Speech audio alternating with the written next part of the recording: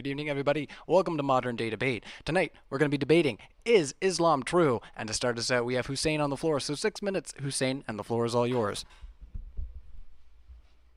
Perfect. Hello? Can you guys see me? We sure can. Oh, okay. For some reason it went away, so sorry. Anyways, hi everyone. Bismillah. So first I would like to say thank you for having us. Thanks for Mark and Dusty being out here and doing the 2v2, and thanks for hosting us. So I'd like to start off by saying a shouldn't be controversial statement, I think, but Islam is the only true religion still standing today that believes in true monotheism with one creator God, with a people who submit their will to God and praises him and respects creation. Judaism, for example, reduces God to and likens God to humanity. Christianity literally reduces God to a man, astaghfirullah, and Hinduism and other pagan religions create weak gods that truly do not represent God either, a supreme being that created the world. This is often a common argument made by atheists. However, when people truly research into religion, they should see that only Islam answers these questions and represents God and all the prophets' messages throughout humanity. It's easy to see, however, that most of the world has, in a way, trended towards atheism. And it would make sense because when you're starting with these defunct positions, such as like Zeus, a monkey god, a god that needs to kill himself to forgive his own creation, you are basically reducing God to human-like qualities. However, I would like to state that I think, given the cumulative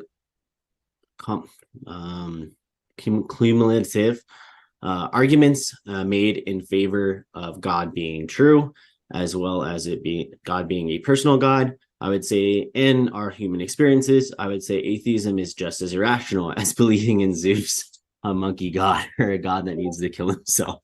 So much of the world polled today on why they became atheists actually responded with the problem of evil. And this is, to me, at least, not a rational argument, but an emotional one. Then there's the other camp of atheism, which we'd be playing skeptic and diminishing our faculties in order to run away from the concept of God. The Quran states that while human beings worship themselves and their own desires and their perceived ego and intellect. So it says, have you seen, O prophet, the one who has taken their own desires as their God? Will you then be a keeper over them? It's disgusting atheists want to impulsively reject God, to follow their own whims and desires, instead of bettering themselves by reflecting on the world and humanity's position within it, which is talked about repeatedly within the Quran. The Quran and Islam has also spawned the Kalam. Say it again? Sorry. Okay, I thought I heard something. Okay, so the Quran and Islam spawned the Kalam, has spawned the Kalam argument. And then were they created by nothing, or were they themselves the creators, or did they create the heavens and earth? Rather, they are not certain. And that's in Surah Al-Tur 53-34. Islam has spawned the contingency argument. It's mentioned within the Quran, and Prophet, peace be upon him, advised us that one of God's name is Al-Wajib Al-Wujud, which is who Christian theologians later took and modified. God has also asked atheists to produce a book like it, and yet none of them have and never will. God also goes on to state, O people, the example is presented, so listen to it. Indeed, those who evoke besides Allah will never create much of as a fly, even if they gather together for that purpose. Atheists often bring up ideas that, well, the argument of who created God, with this is failing to understand what we talk about when we talk about a necessary being. Its argument is absurd, and they're failing to understand the point. Basically, a material world had a beginning, and nothing begets nothing. So therefore, something outside of this universe must have created the universe, i.e. God, and he must be timeless and eternal. Atheists then turn to the problem of evil, again, a largely emotional argument, which now atheists have rejected themselves. As an omnipotent God could have a good reason for allowing bad things to happen, and we only see a small fraction of the puzzle. So how can we judge the actions of what God allows? This has also been answered by as well through Ibn Taymiyyah, as well as other Christian and Islamic theologians who have written about it when they talk about free will. And this is also in a way referenced within the Quran. So it says, remember when your Lord said to the angels, I'm going to place a successive human authority on earth. The angels asked, will you place someone who will spread corruption there and shed blood while we glorify your praises and proclaim your holiness? Allah responded, I know that which you do not know. In this, humans have the capacity for both, and they are taking a negative view. When speaking about morality, it's quite ironic because many atheists are moral relativists, but then have objections with Islam. This has been a rebuttal has been articulated by C.L. Lewis on this, which is a man does not call something crooked unless he has an idea of a straight line. It's a great quote. So what is objectively good and what is objectively evil? What is justice and injustice? If an atheist rejects God's existence, then objective morality, good and evil, is also being rejected. Thus, all occurrences and actions are preferences and not matters of fact. So a moral relativist cannot claim then that there is objective good and evil. And human beings, however, perceive morality and that human beings have moral actions and that we have free choice. Okay, we'll go over more stuff later. So. All right. Well, thank you so much, Hussein, for your introductory statement. I want to let everybody know, if you don't know, welcome to Modern Day Debate. We are a neutral platform hosting debates on science, politics, religion. We do hope you feel welcome here. Hit the like button, subscribe to the channel, share this out. We appreciate it. And we have an exciting announcement we're going to make shortly. But for now, 6 minutes on the floor. Over to you, Muslim apologist. Okay, thank you for that introduction, and greetings, everyone. And thank you for allowing me to be on this platform. So to continue from what my partner, Brother Hussein, just said just now, I will posit that there are three things which one could consider on why Islam is true. To break it down, I will talk about its philosophical coherence, its historical contributions, as well as the ethical framework that Islam presents. So going into the philosophical coherence of monotheism, at the heart of Islamic philosophy is the concept of Tawheed, which is the oneness of God. And if we were to look at deeply into the principles of Tawheed, you will find that it aligns well with Occam's razor, which is a philosophical principle that suggests simpler explanations are more likely to be correct. By proposing an uncaused cause at the heart of existence, Islamic theology offers a more streamlined, coherent framework that resonates with the principles of rational inquiry and logical simplicity, and it avoids unnecessary complexities that can accompany other theological systems which involve multiple gods or creators.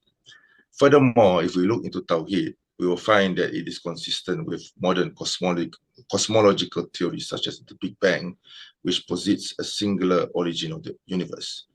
And this congruence between Islamic theology and contemporary scientific understanding reinforces the philosophical rationality of monotheism, which is represented in Islam as Tawheed.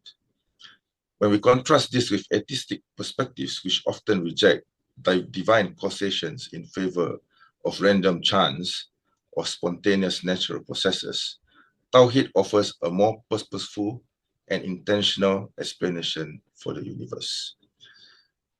Now, Islam also addresses these existential questions which propose a purposeful creation, such as, why is there something rather than nothing? While atheism focuses on empirical evidence and often remains neutral or skeptical about existential meanings, Islamic monotheism integrates empirical understanding with philosophical coherence and spiritual significance, and offers a comprehensive view that spans both the metaphysical and empirical. Now I will move to the contributions of Islamic civilization. Now we know that the contributions of Islamic civilization to global knowledge, particularly during the Islamic Golden Age, it marks a significant transition from philosophical underpinnings to empirical advancements. In contrast to atheistic contributions that may lack a unified spiritual or religious framework, the achievements of the Islamic Golden Age was deeply intertwined with the philosophical and religious context of Islam, which encouraged the pursuit of knowledge as a form of worship. Moreover, the Islamic emphasis on the preservation and translation of ancient texts was instrumental in facilitating a vast exchange of knowledge across cultures. This scholarly activity not only preserved essential philosophical and scientific works, but also expanded upon them. Additionally, Islamic contributions were not solely about knowledge preservation, but also about innovation. And this contrasts with some modern artistic approaches, where the pursuit of knowledge can sometimes conflict with or disregard ethical considerations. And with regards to my third and final point, ethical and moral framework of Islam, the ethical teachings of Islam is deeply rooted in divine guidance, and it offers a comprehensive and pragmatic enhancement to the societal well-being and is grounded in universal moral principles. For example, such as the practice of zakat, it exemplifies Islam's structured approach to social welfare, as it requires Muslims to contribute financially to those in need. The concept of ummah in Islam strengthens community cohesion by fostering a sense of belonging and mutual responsibility among Muslims. Islamic jurisprudence also focuses on fairness and justice, and it aligns with principles found in many modern human rights discourses, but it uniquely integrates those into daily religious practice and governance. And this ensures a societal fabric that is consistently monitored and adjusted according to ethical laws. Atheism, however, lacks a centralized ethical doctrine, which leaves interpretations of justice and fairness up to secular law and personal morality, which widely vary and lack the uniformity provided by the Islamic legal framework. Islam also explicitly addresses the preservation of the family unit and social cohesiveness, viewing them as foundations for a moral society. And with regards to economic practices, Islamic economics promotes a model of fairness through prohibitions on usury and encouragement of risk sharing. Atheistic perspectives, however, do not operate under divine economic laws and might not inherently object to usury or prioritize ethical considerations in economic practices. Now, in conclusion, through its philosophical coherence, its undeniable contributions to global knowledge and its robust ethical framework, Islam certainly presents itself not just as a belief system, but a profound and enduring framework. Islam clearly invites not just the believers, but everyone, including atheists, to reflect on the rational and ethical merits of the religion. Thank you. All right, and just before you get that share up there, Mark, just 1 second there. I want to thank the Muslim Apologist for your introductory statement. I also have an announcement to make, which is really exciting. So Modern Day Debate is going to be collaborating with Minds. In 15 days, they're doing a debate panel for an event called Minds Fest in Austin, Texas. It's going to be Saturday, April 27th. We're going to be there personally, not myself, but James is going to be there to assist recording the panels, and we're going to be streaming the event. So I am going to put a link in the description, and you can use the promo code to get tickets for this event. Use the code MDD for 20% off of whatever ticket type you choose. There are going to be some controversial debates happening over on the 27th. Destiny's going to be there, Loren Chen, Jimmy Dore, and all kinds of other people. So check out the event. I'm going to put the description in there. Now, Mark, if you're ready, we're going to kick it over to the other side. 6 minutes on the floor, and thank you for being here. Oh, you're on mute, Mark. Going to do that at least once. Thank you. So thank you very much. My pleasure to take the negative on the proposition, is Islam true? I want to thank Ryan and Modern Day Debate, and of course my interlocutors, for the opportunity to present the argument against Islam. First off, we've got to ask, well, what are the claims being made to say what is true and what is not true? What do we have to evaluate here? So first, I'm just going to go quickly through the 6 major beliefs of Islam. These comprise the rundown of the basic claims that they make. Their belief in the oneness of God, belief in the angels of God, belief in the books of God, belief in the prophets or the messengers of God, belief in the day of judgment, belief in the divine decree. The Islamic religion makes these wildly extravagant claims that they present as true, or there is no strong evidence to back up any of these claims. Now, it must be understood by rational people that a claim or assertion is not a form of evidence. So while the Quran, Torah, or Bible may be evidence that people wrote down these claims, the book is just the transmission for the claim itself. The book is no more evidence for the claim as someone writing a book about seeing a ghost is evidence for that ghost. So first off, what has to be demonstrated? All of these things must be demonstrated for the claim of the Islamic religion to be true, although being very substantial on claims, the evidence to back these things up is scant, and there are major problems, which I will get into. People that do not follow the religion of, who do follow the religion of Islam, wish us to believe that is true without providing any reason to think that it is true. A claim of this magnitude and exceptional claims need exceptional evidence is almost entirely anecdotal, unverifiable, or unfalsifiable.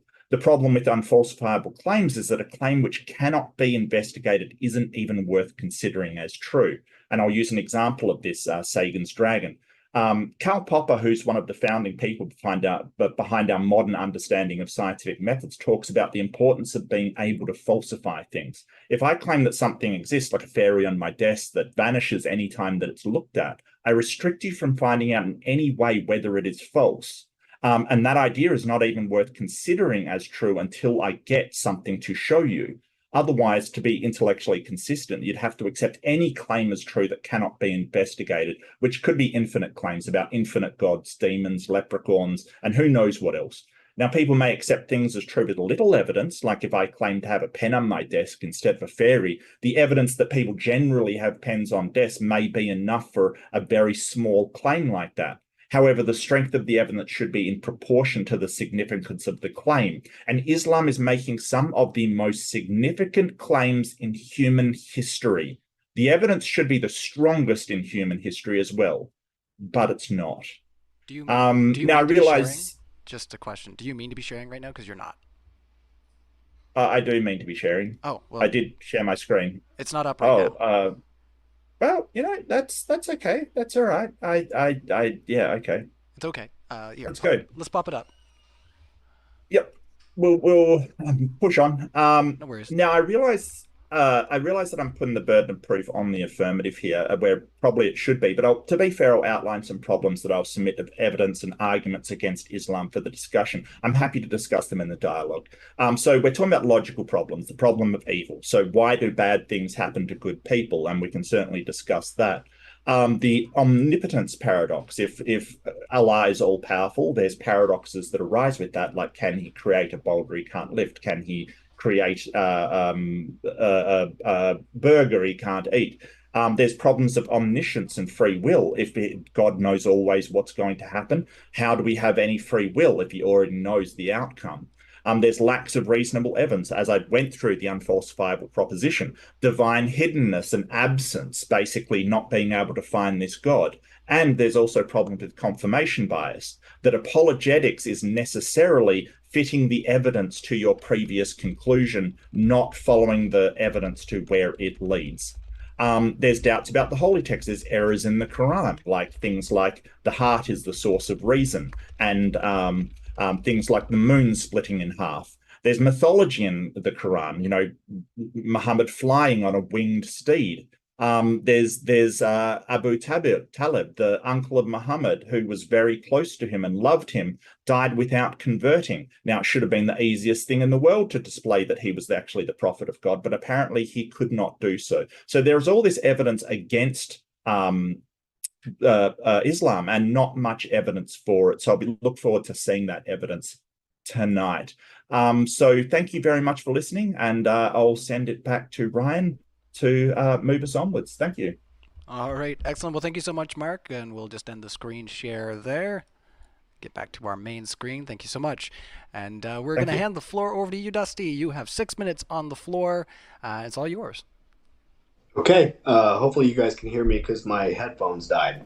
So anyways, so first off, thanks to Modern Day Debate for having me on tonight. Thank you to Mark for being my teammate, and thank you to our opponents for stepping up this evening to justify their beliefs. Okay, so the topic of tonight's debate is Islam true? The short answer is no, of course not. Now, forgive me, I understand the air of pretentiousness that surrounds that statement given my choice of words, but a large part of me feels that the fact that we're here debating it tonight shows that it's not true. So if I could ask for everyone's patience, I'll do my best to lay out the argument as clearly as I can. I was recently doom scrolling through YouTube shorts, as I'm sure many of you can relate, and I came across a video posted by Modern Day Debate of T-Jump, who I'm sure you're all familiar with. Shout out to the chair. But in the middle of this discussion he's in, he says, I don't care about your holy book. Show me the God exists, and then we can talk about what the book says. This clip initially made me chuckle, but upon further reflection, I realized this is the core central argument that all other reflections are contingent upon. So this is the order of claims as they're being made. Number one, there's an all-knowing, all-good God. Number two, this God has inspired a holy book to guide man. Number three, my interpretation of this holy book is the correct interpretation. And then number four, I concluded this holy book provides not only the most accurate view of reality, but it serves as the best framework for human happiness and well-being. So as logic follows, we don't even need to address 2 or 3 or 4 without claim 1 being substantiated first. This is because the question of Islam is, it's all-encompassing. I mean, is it true historically? Is it true scientifically? Is it true morally? I'm prepared to address all these talking points, as I'm sure everyone else is. But we have to ask ourselves, how on earth could anyone actually go about proving whether or not a particular belief system is true? Carl Jung wrote in his book of Psychology and Religion that religion, as the Latin word denotes, is a careful and scrupulous observation of what Rudolf Otto aptly termed the numinosum. That is, a dynamic existence or effect not caused by an arbitrary act of will. On the contrary, it seizes and controls the human subject, which is always rather its victim than its creator. The numinosum is an involuntary condition, whatever the cause might be. He also goes on to write that the numinosum is either a quality of a visible object or the influence of an invisible presence. And the invisible presence, that's the important part there, causing a particular alteration of consciousness. This is at least a general rule. So in other words, the numinosum is the exact moment that the divine interacts with our reality in such a way that it alters or affects it. So whether it's the dictation of the angel Gabriel, the deciphering of the golden tablets as instructed by the angel Moroni, or being handed down the direct commandments of God on pieces of stone, they all hold the same weight of truth claim as far as anyone should be concerned. Now, sometimes this belief of this numinosum, as Jung points out, is perpetuated over time, it gains followers, and it becomes a religio. But it should be pointed out here that not every claim of numinosum develops into a religion. Indeed, people claim to have these miraculous moments on a daily basis. In fact, mankind throughout the ages has had countless moments of numinosum that we eventually disregard as figments of man's imagination. Now, to my knowledge, neither the God claim or the supernatural has ever been demonstrated to be true. So it is this moment of numinosum that logic follows our opponents must address if they're given a chance tonight to prove their case. And this is why my initial answer to the question of, is Islam true? I responded with no, of course not. This is because if an actual moment of numinosum were to take place, and it be the intentions of this God that this moment was to correct the pathway, so to speak, there would be no debate about it.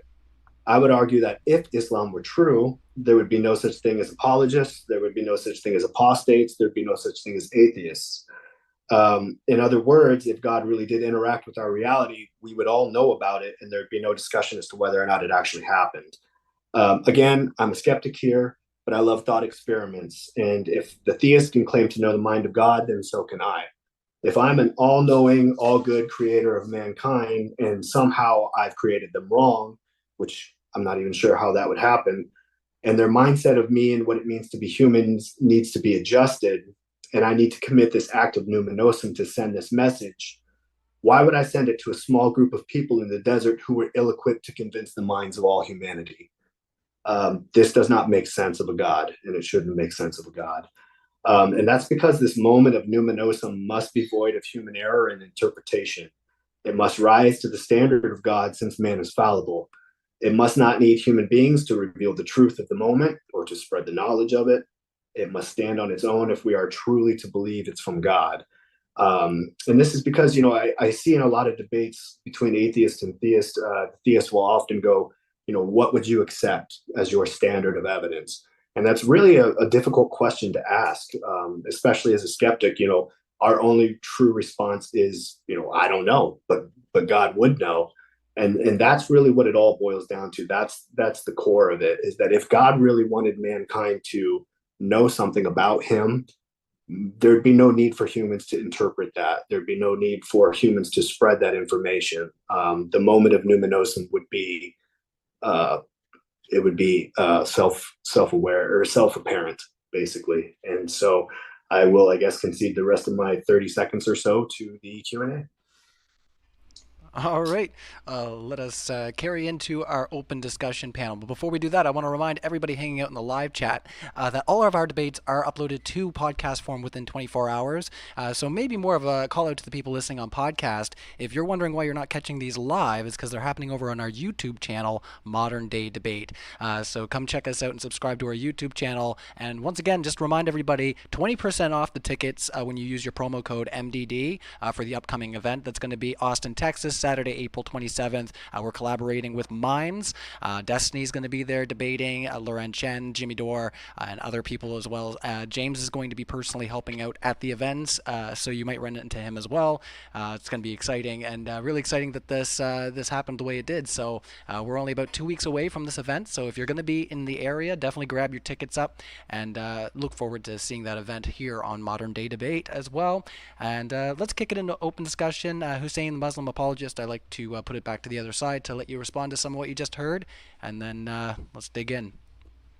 Yeah, so I had some questions. Kind of my argument I'm trying to go through is basically to me, right? I think a lot of the conclusions of the atheist worldview, if you will, and I know obviously some atheists will have a problem with me saying this, it seems to contradict reality as we perceive it. So, for example, when I say Mark in our prior debates has perceived that Islam has a lot of immoral prescriptions, okay, that means he perceives moral choice and moral actions, right?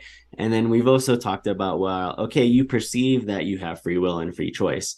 So there's another thing, right? And then when you go into the idea of evolution, and everything is basically just a causal chain from the first moving, then you don't actually have free will. But everyday human beings perceive all these things that atheists, for some reason, are like categorically rejecting. It doesn't seem to me conducive that you're living in reality per se. Does that make sense? I understand that you guys may disagree with those presumptions, but does that make sense, I guess? And then I think no, not really. I'll go through all of those things because you covered a lot of topics under there, some of which have very broad in scope. But sort of the atheist, there is no atheist worldview. An atheist is a position on one proposition. It's not a worldview. So all that is required to be an atheist is just that you do not believe that there is any God. That's it. That's all. So sort of saying this atheist worldview, adding a whole load of extras onto that.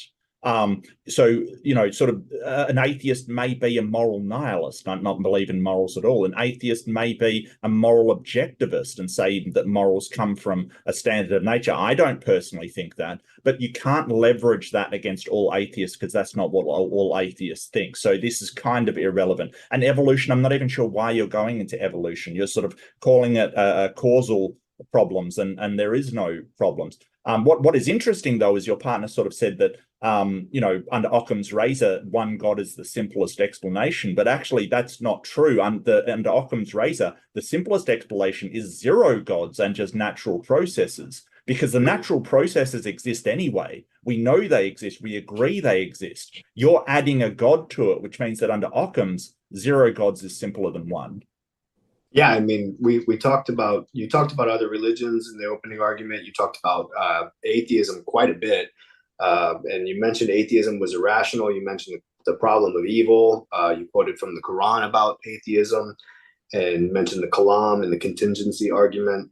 You mentioned how God asks atheists to create a book, but none of this is relevant to the debate topic of is Islam true. None of these are proposed evidence to posit the claim. And the same with your partner too, talking philosophy, the oneness of God, again, as Mark pointed out with Occam's razor, contributions of Islam in the golden age, the moral well-being contributions. Now I'm more than happy to talk about whether or not Islam is actually moral in its beliefs, but none of this is evidence for the truth claim of Islam. I mean, so and that's when I bring up, for example, like kalam and the necessary being, I'm saying these things. So these things are logical proofs for God, right? So when then if you take the next jump, right? So you believe in those assumptions, right? Or the argument, and the argument is sound. Okay, so this is proof of God, right? So what's the next step? Okay, did God send messengers? And then yes, right? So we've had history of that, and many people have philosophized about God. And then so you go to the next step, well, which religions would be true? And then that's why I was bringing up other religions. I did also want to remark real quickly that so the Abu Talib part is actually quite funny, because there's I believe like a hadith where Muhammad predicted he would never convert, and so he could have just disproved Islam by converting, and yet he never did. So it's a. But why? Okay. Well, go ahead, Mark. Sorry. Well, let's stick to Yeah. You sort of brought up the kalam, then went very quickly onto this uncle kind of thing. And just to the uncle, I'll say, if I was a prophet scamming people, I would probably say, hey, my very close uncle won't believe it. There's a prophecy. Yeah, if I know that I'm not saying something that is true, that would be a prophecy. No, it would just be somebody with a general expectation that the person that knows it's fake won't believe that it's fake. But the kalam, what is the conclusion of the kalam? So things that come into existence need a creator, basically. So No, then that is not the there must be a creator of the universe. No, that is not the conclusion of the Quran. Everything that exists has to have a cause, and basically the universe, everything that begins to exist had to have a cause. The universe began to exist, therefore the universe has a cause. That's it. Now, I've got problems with the soundness of that, because under certain models that we have in science, the universe may not have begun to exist. It may have been in an atemporal state. You mentioned that sort of the stuff about timeless and eternal, and I don't like to use eternal because it sort of mentions thing. But if you're talking about before there was time, you're already in the realms of incoherence. So, it's kind of that there are models which show that at the very, very early part, it may have been atemporal, i.e. there was no time. And if there is no time, then it may not have had a beginning, and the universe is atemporal at that point. But we don't know for sure. But you're sort of saying, hey, the universe had a beginning, and you need to demonstrate that if you're going to make that claim as part of your syllogism. But even if you do, the kalam does not get you to there was a creator. The kalam gets you to the universe had a cause. That's the conclusion. Sure. So that's why I was saying, like, when you factor in, for example, like the kalam with the contingency argument, and then you factor in with modern science, such as like the Big Bang. So I did want to mention as well, and then maybe the Muslim apologist can say something since he hasn't got to talk yet. You guys are saying that just by the very nature of, Dusty was saying this, not you, Mark, by the very fact that we're arguing stuff with a sort of about religion, for example, then it would show by its very nature that it's not true. I would actually like categorically disagree with that, because I don't think you guys would say, okay, well, people argue about the earth being flat, therefore, round earth theory is not true, for example, because people are contesting that. So people and human beings are always going to come to different conclusions when viewing evidence. It does actually go into like hyperskepticism, where like some people, and I was going to ask you about this and we can go over it later, but like, do you even trust your perception? Like, do you trust your senses? Like how skeptical are you guys willing to go, for example? But yeah, I'll allow the Muslim apologist to talk. Yeah, let's Okay, get you in yes, here. yeah. Thank you, Hussein. Yeah. So basically, the reason why I mentioned the contributions of the Islamic Golden Age is because Islam is not just about the spiritual well-being of the community or the individual. It's also about the world as well. So Islam, in our belief as a Muslim, it encompasses everything. Everything. It is a way of life. So it is all interconnected, and I wouldn't agree to the suggestion that anything that I mentioned about the contributions of the Islamic civilization has no relation to the topic of our discussion today. So everything in Islam, whatever we do in Islam, how we eat, how we drink, how we talk, how we behave, how we react or we interact with community, it is all divinely ordained. It is all interconnected. So to disprove or to how would I put it, to deny that Islam had anything to do with this moral imperative would actually disprove Islam's truthfulness. So I would say it is all interconnected, and yeah, and I believe there was one of you who mentioned about the problem of evil. So from the position of Islam, there is no problem in the problem of evil, because as Muslims we believe that every tribulation, every problems that we face, every difficulty in this life is just a test. The life that we live in this world is temporal. The hereafter is eternal. So whatever we do here is all divinely ordained. It is all determined by God. Whatever difficulty that we face, it is all a test. It is tribulation, so that in the hereafter we will get our just reward and our just retribution for our patience and perseverance. So yeah, in Islam there is no concept of problem of evil as per other religions. So, do you want to? Yeah. So going back to what you had stated before, the reason why I said the reason why we're debating it, or I'm sorry, the idea or the fact that we're debating it shows that it's not true, is only whenever Islam is compared to all other belief systems. There's something very peculiar about there being 8 billion people on the planet, and if you were to ask, and many of these people don't know what it means. The first thing, what it means to govern or lead or ensure human rights to all. We can't even give fresh, clean drinking water to everybody on the planet. And it's not for lack of resources either. But the main issue that I have is that if you were to ask any one of these 8 billion people, they would not only tell you the name of God, which differs all over the planet, but they'll claim to know his intentions, and they'll claim to know his intentions better than another human. Like this is the problem, is that we have one star is one of 300 or one of 100 billion in the Milky Way, and the Milky Way is one of possibly 200 billion galaxies. So to claim to know the mind of a grand architect carries a lot of weight, guys. Like the most weight that anyone could claim, could carry with a single phrase.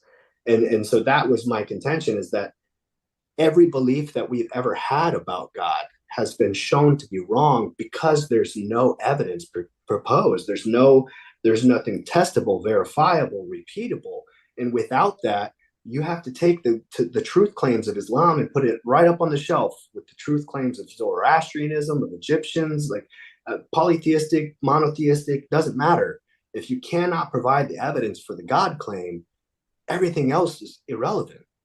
So that's all I was getting at with that. Yeah. So yeah, and I just quickly want to just add on to that and sort of push back against the hype. Just quickly, Hussein, I'm sorry, just the hyper skepticism, like disbelief in a God. Like if you were giving us the evidence that the round Earth provides, like photographs and surveys and scientists going out there and finding the God and being able to test and falsify it, if you were giving us that would be really good evidence. So this analogy of the hyper-skepticism for God is like flat Earth is completely ridiculous, because for round Earth, we're providing a ton of evidence for it, mountains of evidence for it. You're not providing us anything besides a book, which is a claim, and then a whole bunch of people saying the same thing. And I might add, most people in the world don't believe the claim. So you're sort of claiming that the majority of the world is hyper-skeptical.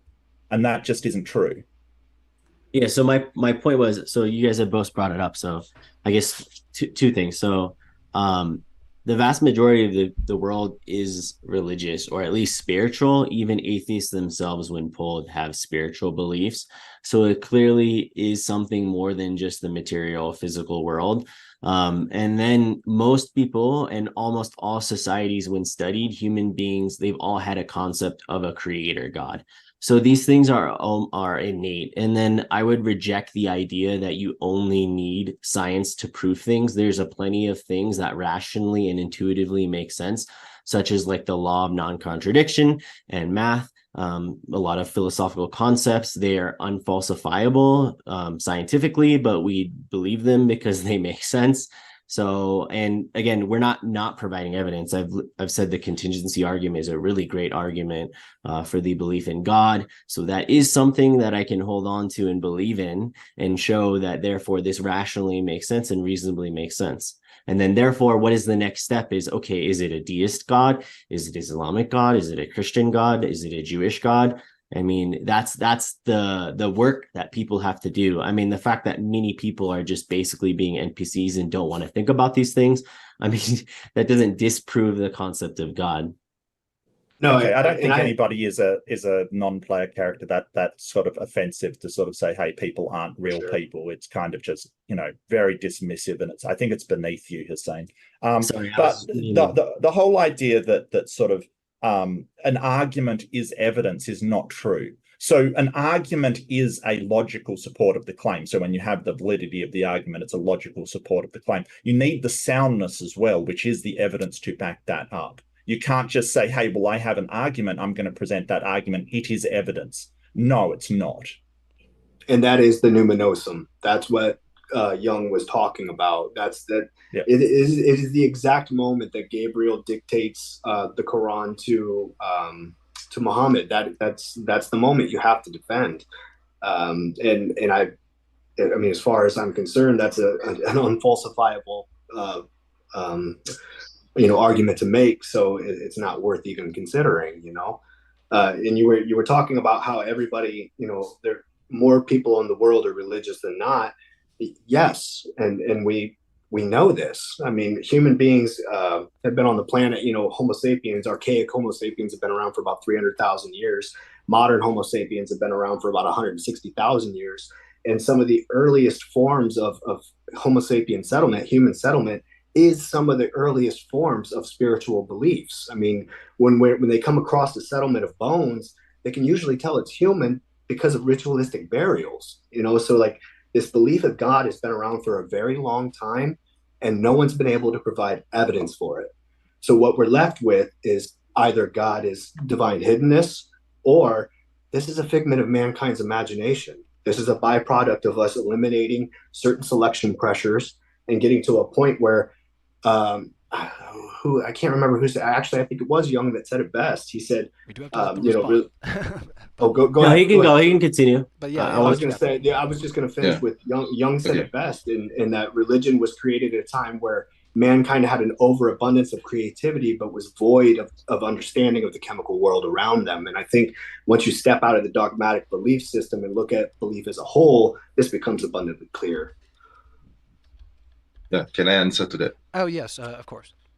Yeah, sure. So you mentioned about I'm not sure that the term that you use, nonism. I don't know how you pronounce it, but anyway, in Islam, there is this concept called the fitrah, the innate knowledge, the innate belief of God, or something divine, or something to cling to, of a higher power. So in Islam, we believe that the fitrah, the natural inclination to worship God, is inherent in all human beings. So that is why you see many religions in the world. You see Zoroastrianism, you see idol worship, you see Buddhism, etc. These are all, with even atheists are also in a way worshipping something of a higher power, which is materialism in a way. Okay, so all humans have a religion, regardless whether you want to deny God's existence or otherwise.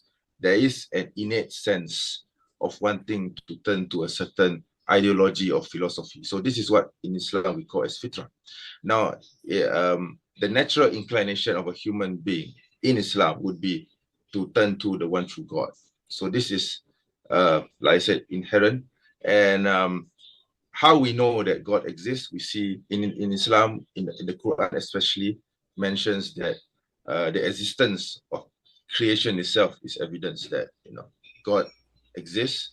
The world cannot come and appear from nothing. Okay, there has to be a creator.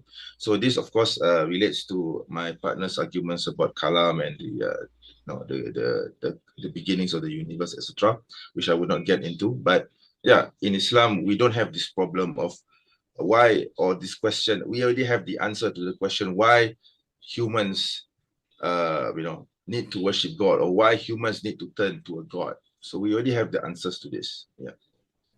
Okay, so the innate belief in a God, I think that humans, and it's sort of been demonstrated that humans have an innate, I like, they sort of try to fill any unknown with an explanation. That the problem is that doesn't make the explanation true. There has been since the dawn of time, since Hussein mentioned, and sort of the people believed in gods. Yeah, people have believed in magic too since the dawn of time, and that belief, some people still believe that today, because we don't like not having explanations. When we hear a noise in our house, we want to assign it to something instead of going, well, I don't know what it is. But that doesn't mean it's a god. You've claimed now, and you're kind of stacking claim, Muslim apologists, you're stacking these claims up, that the natural inclination is to worship the one true God. How can you show that? How can you demonstrate that is actually the case? And then you've gone on to say, well, atheists worship materialism, which isn't true either. Some may do, some may not, because as I said, it's not a worldview. It's simply a position on one proposition. Is there a God? And atheists say, no, I do not believe there's a God. The world appearing from nothing, I don't know where you got that from. If you're referring to a universe from nothing, which is the title of Lawrence Krauss's books, he doesn't think that the universe came from philosophical nothingness. He thinks that it came from a quantum field devoid of matter and energy, which would be nothing in physics speak, but it's not technically nothing, philosophically speaking. And you're sitting there going, well, we have an answer for those things. The problem is that everybody in a religion claims to have an answer for those things, and we want you to demonstrate that that answer is in fact true. It is not enough to say, hey, I can explain the noise in my house by a ghost. You have to demonstrate that that is actually true, and not, the door banging or some kind of noise through the pipes or something like that. You can't just say we've got an answer, therefore it's true.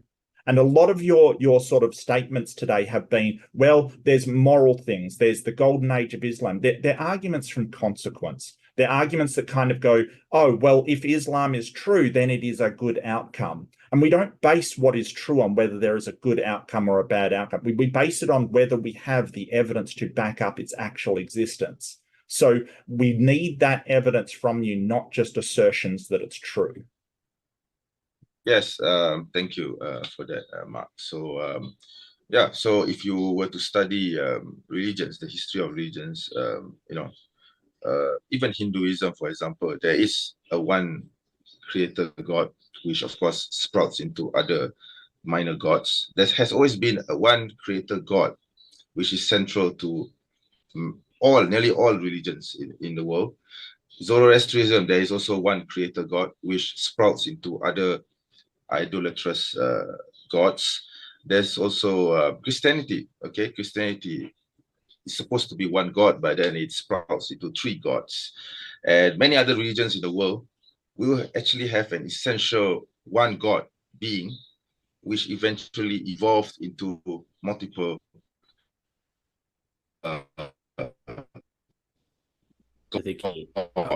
you're breaking up a bit. We're having an internet lag. Deities. So in all regions in the world. Hello? Can you repeat that? Sorry, I didn't catch any of that. Bit you cut out. Oh, okay. So in Islam, we believe that Islam is the primordial religion. Okay, it's the one true God, the religion of the one true God. Humankind over the ages corrupted this one true religion, and eventually descended into immorality and started to worship other idols and other philosophies and other beings. Okay, so actually, just to clarify my point regarding atheism and worshiping materialism, I was just using that as an example. I wasn't trying to imply that all atheists worship materialism, by the way. I mean, atheists, there are, like you said, there are some atheists who do, and there are those who don't. But my point was that atheists, regardless whether you worship materialism or otherwise, you do have a philosophy or a central ideology which you turn to. And this is what I mean by worship.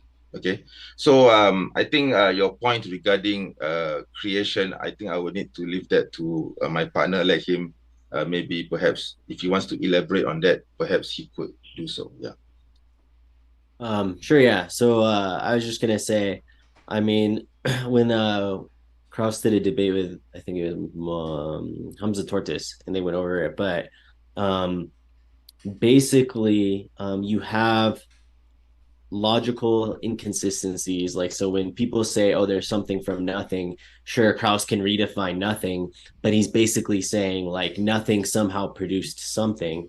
So this void produced something, which is incoherent in a sense, right? So it's illogical. And then when you go to, for example, even if you take evolution as a truth, the scientific truth, right? How does no life breed life? So you're saying that there's this nothingness, and then it produces something, and then somehow this basically now space and time somehow just produces something out of thin air. You are basically you have to take this on faith. I mean, there's no logical reason to believe that. And then I did have a question for you guys, which again, it goes more to like basically, are you guys denying human experience in a sense? Because like I said before, like you do perceive free will. So I just want like a yes or no. Like, so do you believe you have free will? Like, even though, like, are you rejecting, you're saying, I don't have free will and morals don't exist, but I perceive that I have morals. Like, how do you coincide those two things? So that was my question. Go ahead, Mark. No, you can take that one if you want. Go for it. Well, my perceived morals come from my understanding of well-being, like my understanding that my rights, as far as what I can do, end at someone else's face if I choose to punch them, and this is like, as social creatures, we figure this out on our own, over the course of time, existing with each other. We have to realize that we're not going to get anywhere if we rape each other, murder each other, steal from each other, lie to each other. In order to get anything done as a social species, we have to be cohesive and we have to work together. And you don't need religion to figure this out. This is simply self-observant. We look at. Go ahead. Sorry. Go ahead.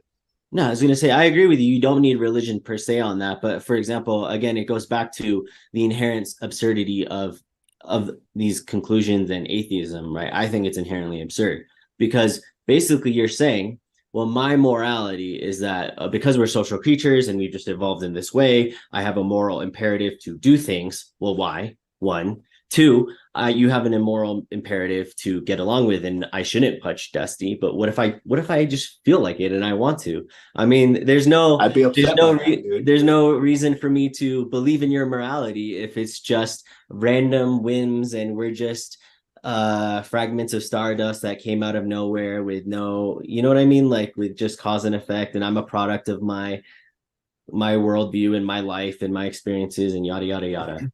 So no, there isn't no reason to. Like, if you value your own well-being, it's tied to the well-being of the society, right? You can't be well if there is no human society. Humans do not cope well alone. And we know this from, if you isolate a human in solitary confinement, they do not do well at all. You need to have a societal structure around you to be well. So if you even value your own well-being, and, I'd say that is ubiquitous. I wouldn't say it's a universal, because there are exceptions of people that, don't think that, but it certainly is ubiquitous that people value their own well-being.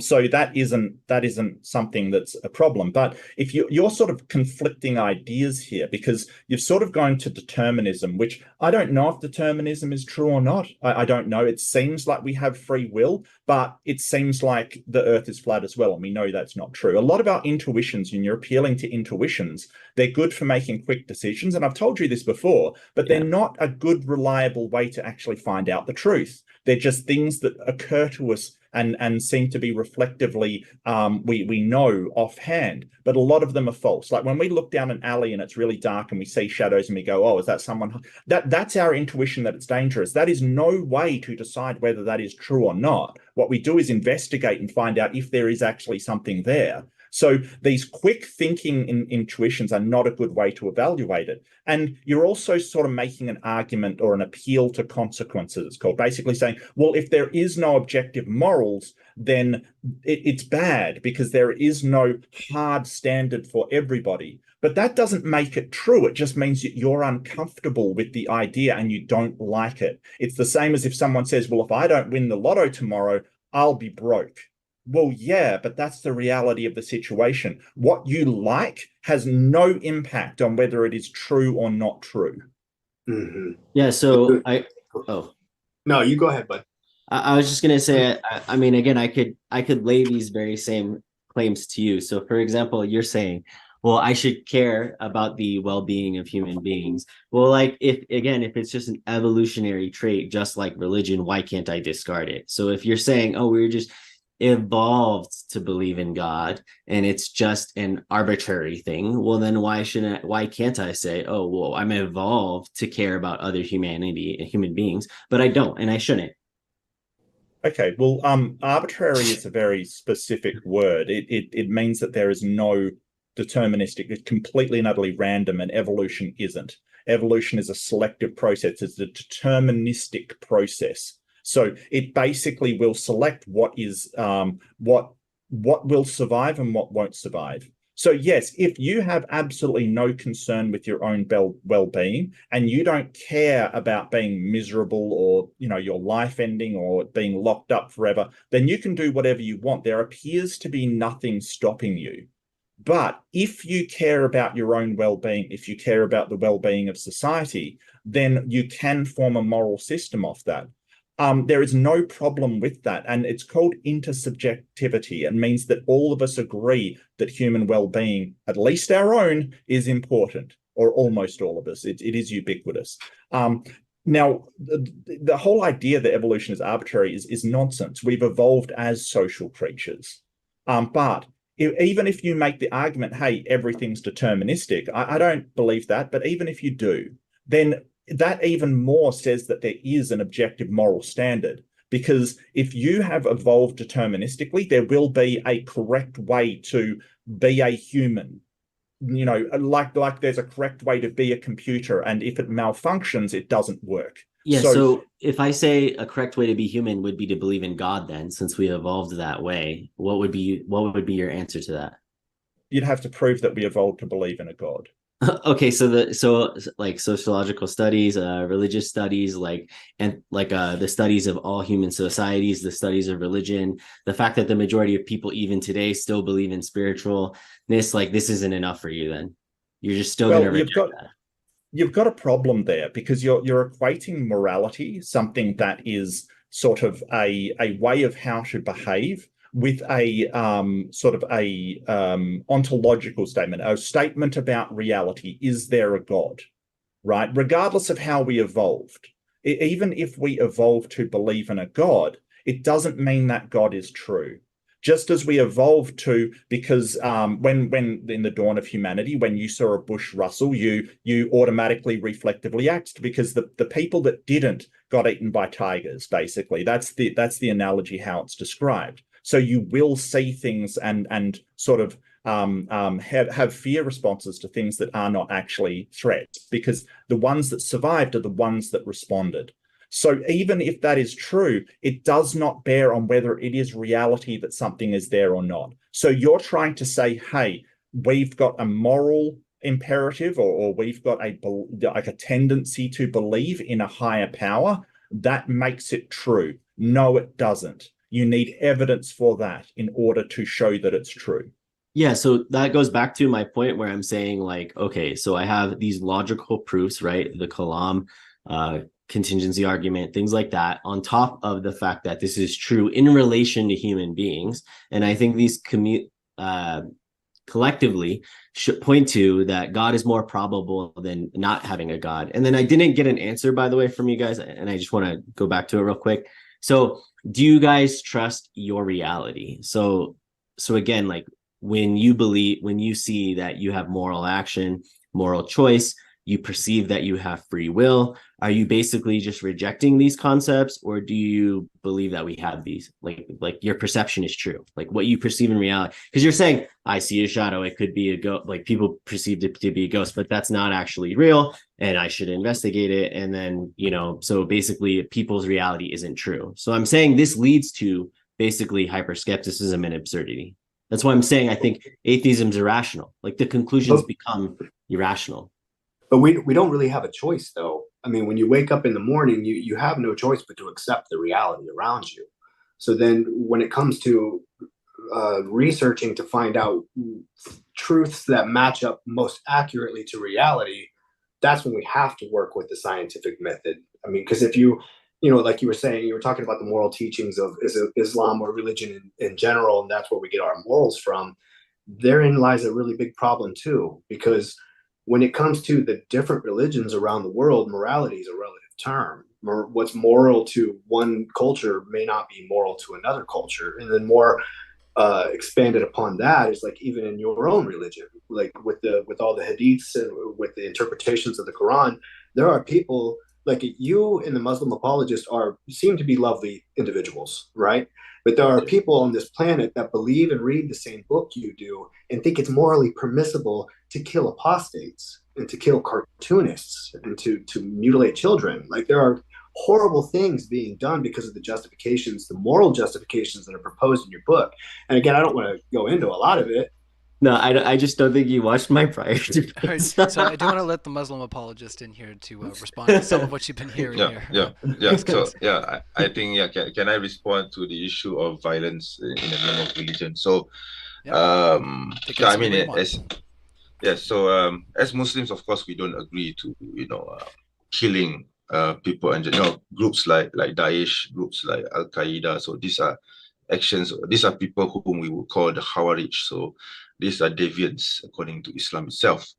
So how do we determine if these people are deviating from the teachings of Islam? You look into the sources, you look into the Quran, you look into the hadiths, and the Prophet's words, Sallallahu Alaihi Wasallam, are clear that you shall not kill innocents, you shall not kill civilians. In fact, in Islam, we have a conduct of ethics of war, which is not something you find in other regions. In fact, the Prophet himself said, if you were to, attack the enemy, you must not burn their churches, you must not kill the women and children, you must not even cut the trees, you must even be careful not to step on the insects that are crawling on the ground. So Islam transcends other regions in the sense that there are ethics to everything that we do, like I mentioned earlier.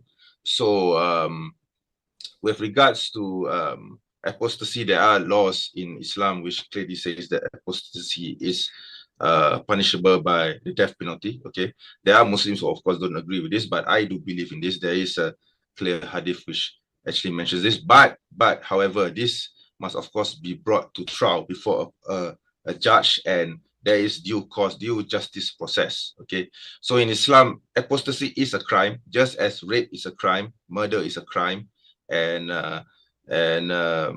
whatever heinous things that people do. So so I hope I've answered that part. If I've missed anything out, you may point, let me know.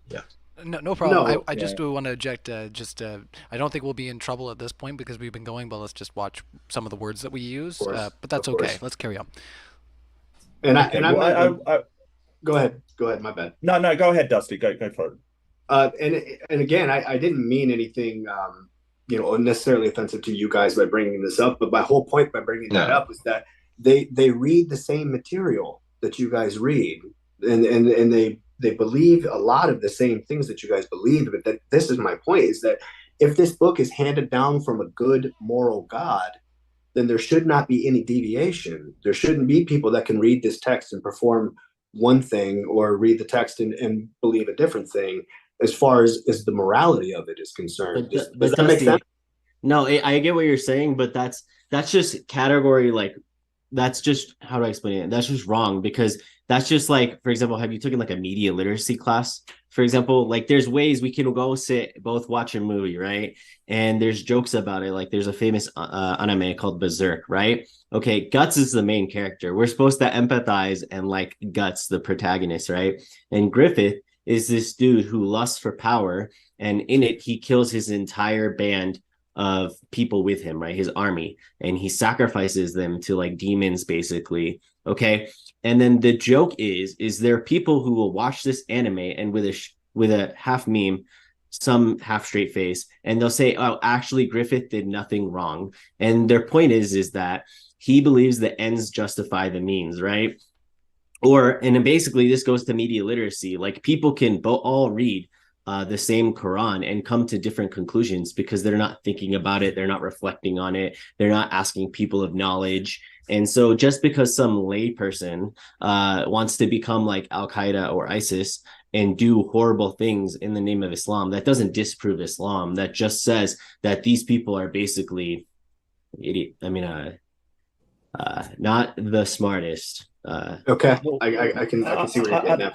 I'd like to back up Dusty's point here, because you're basically, for a start, you're making sort of what's called a no true Scotsman fallacy. You're basically saying these people all claim to be Muslims. They all claim to follow the will of Islam. And you're saying, hey, they're not true Muslims because they don't follow my version. While they're saying, hey, you guys are not true Muslims because you're not prepared to take the actions necessary to promote Islam in the world. So we don't know who to believe, and it really isn't our problem. It's your problem that all of these people claim to be Islam, and they all claim to have it off the same book. Now, the secondary problem that you've got is you've already claimed that God is omniscient, so that basically he should know that this book will be put out there and be insufficient to clarify all of these things you have claimed, to have a moral standard that's consistent throughout the entire religion,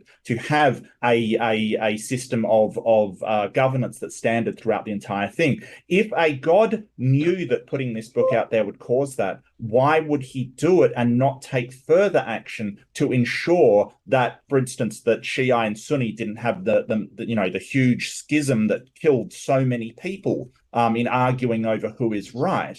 It seems baffling that a God would do that. Yeah, so I understand what you're saying, but what was it? Sorry, I got super distracted because something was happening in my house apparently. Sorry, did you need me to repeat anything? Yeah, can you summarize it? So you're saying the responsibility is on us, and then you're saying no true Scotsman, and then so they all claim to be Muslims, and we can't decide who's the Muslim. So it's a no true Scotsman because Oh yeah. Sorry. Yeah. So there's actually okay. Excuse me. So in the Quran, it actually does discuss this. So it says, basically, to summarize, in the book there are clear guidelines, and these are major importance. And in the book, there will be things that only God knows. And people who want to spread mischief and be mischievous will twist things for basically their own ends. So basically, and that's the same with anything. So like you can read any book and come to incorrect conclusions, but there is consensus, and the vast majority of the world, of the Islamic world, there is an orthodoxy, and they do all Shia, Sunni, they all agree, pray 5 times a day. They all say make Hajj. They all give pilgrimage, all give zakat. Basically, they're all in agreement in these concepts. There's only one God, the supreme being, the sustainer, the creator of everything. So it's not different. The only thing they're agreeing is to quote unquote how to bring about quote unquote like an Islamic world. And obviously they're doing things that are inherently un-Islamic. I mean, in Hadith it talks about it, in the Quran it talks about it. So people have argued that they're basically and I don't want to takfir people but they're basically saying that they're not Muslim because they're using their own whims to basically enact revenge, right? So, like for example, when Osama bin Laden did an interview, he said, "Oh, a 9/11 isn't an Islamic thing. I can't do that under Islam. I did it because of revenge. The religion forbids it." But many people don't know that, for example. But Can I add on disagree. to that, brother? Yeah. Yeah, feel free to. Sorry, can I add on to what Hussein said? Yeah. So anyway, yeah. Actually, this reminds me of this. I'm sure you guys know this parable where the group of blind men were in a room and they encountered an elephant. So the first man touched the size of the elephant and said, "Oh, this must be a wall." And then the second blind man held the tusk and thought that the elephant is a spear, and the fourth and the fifth person holding the elephant parts. Elephant must be just one part of the elephant itself. So, deriving from this parable, you see a blind man, if they look at one part of a thing, they would of course perceive one interpretation to be their worldview. So, how do we resolve this in Islam? Of course, we have scholars, we have the ulama to interpret and to explain to us or to understand what the text says. Now, these groups these Hawarij groups, like Brother Hussein, I wouldn't make takfir upon them. So the concept of takfir is that we excommunicate them and we call them, non-Muslims out of the fold of Islam, and we are forbidden from doing this.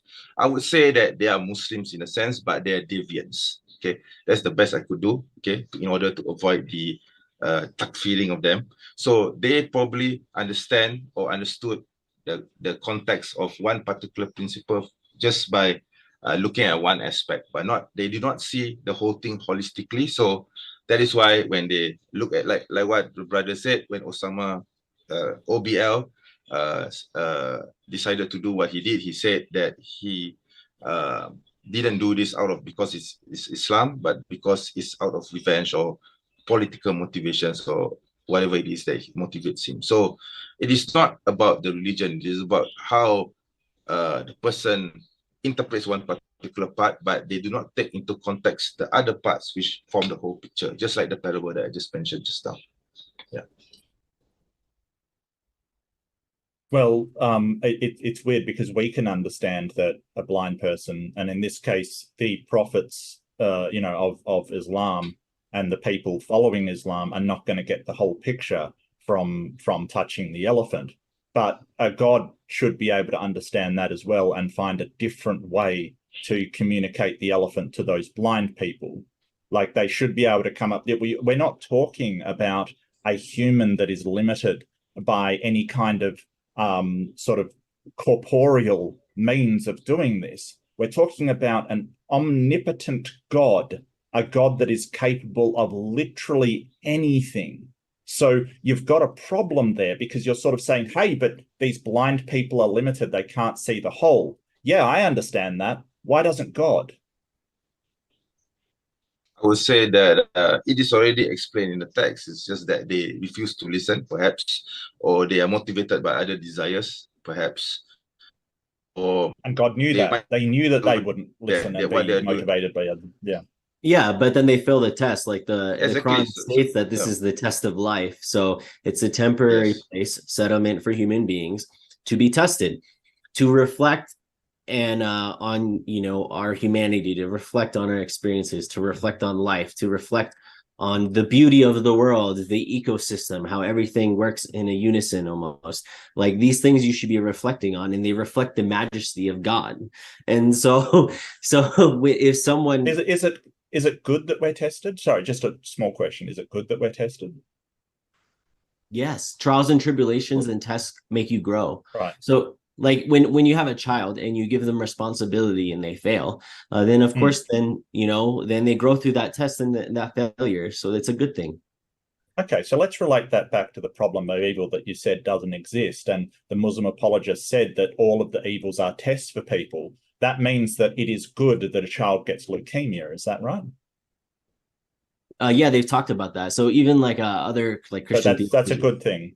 Yes, it could be. It could be. So, for example, like when they talk about the children of Palestine, when they talk about, for example, like the children of Palestine or anything like that, it's so, for example, it's like a martyrdom. They go directly to heaven. All children are believers, and it could be saving them from future sins. It could be saving them from many things. So we don't know. We have limited knowledge. So how could we know? We don't know. Well, so right, but all of the people being killed in Palestine is a good thing. It may be a good thing, and it may be a test for them. Yeah, but again, this is for them, and maybe a test for us. Yes. Yes. It's a test for us. It's a test for them. It may be a good thing in the long run. It may be a trial and tribulation that in the higher after, and a good outcome will come out of it. Yeah. But you're only able to make this justification because of your theistic beliefs. Somebody from the outside looking in who doesn't share these theistic beliefs won't reach that conclusion. I mean, of course, a child getting leukemia is terrible, regardless of the situation. There's no good that comes about of that, in my opinion. I mean, we talked about like how you can read any book and draw different conclusions, and this is where the muddy waters come in. You know, this is what I mentioned initially in my opener, is that point of numinosum, that point that separates your religion from the rest of the religions, is the only saving grace you have as to try and improve the validity of it, because we have to compare the teachings and morals of Islam with all the other teachings and morals of all the other religions, but more importantly, the truth claim of the God. That's what we're comparing it to. And without that, I mean, why are we going any further? I have a question, by the way. Go ahead. You guys brought up that the Muslim apologist, he said that you guys were saying that he's appealing, and then at one point you said, I'm appealing to consequences. And are you guys utilitarians? Just because, like, consequentialism, like in a sense, it's an atheistic philosophy, which is strictly appealing to consequences. So I just want to verify, like, is that a yes or no? You guys are. Yeah.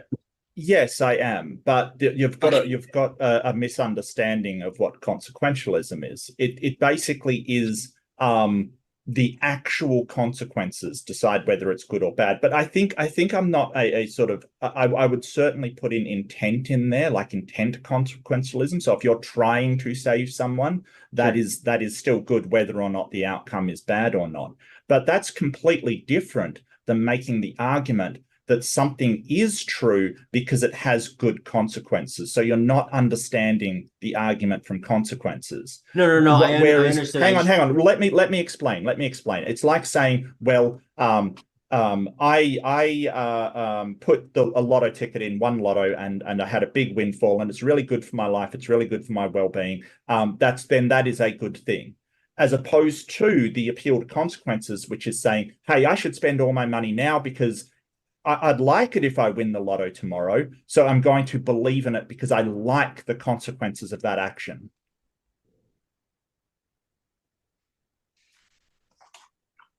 So it's a category error that you're making. Yeah, no. So I understand not even comparable. I was just trying to get verification. But to say that, for example, so when I'm bringing up, for example, that like the vast majority of human beings believed in God, and I'm saying that all these other religions fail, and of course they lead to atheism because they don't even truly grasp what God is when they're writing their theology and their books and stuff like that, right? Then of course I'm saying those things are false. And when human beings innately like turn to spirituality, turn to God, based off human beings, like we naturally crave this.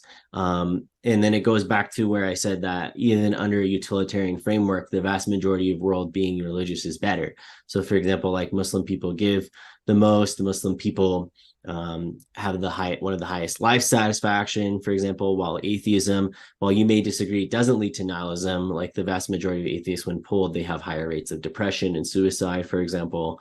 So if, again, it goes back to, are you accepting reality? Like the Islamic world fits with the innate predisposition of human beings. So when human beings are Muslims, they feel satisfied. They're living out basically the meaning and purpose of being human.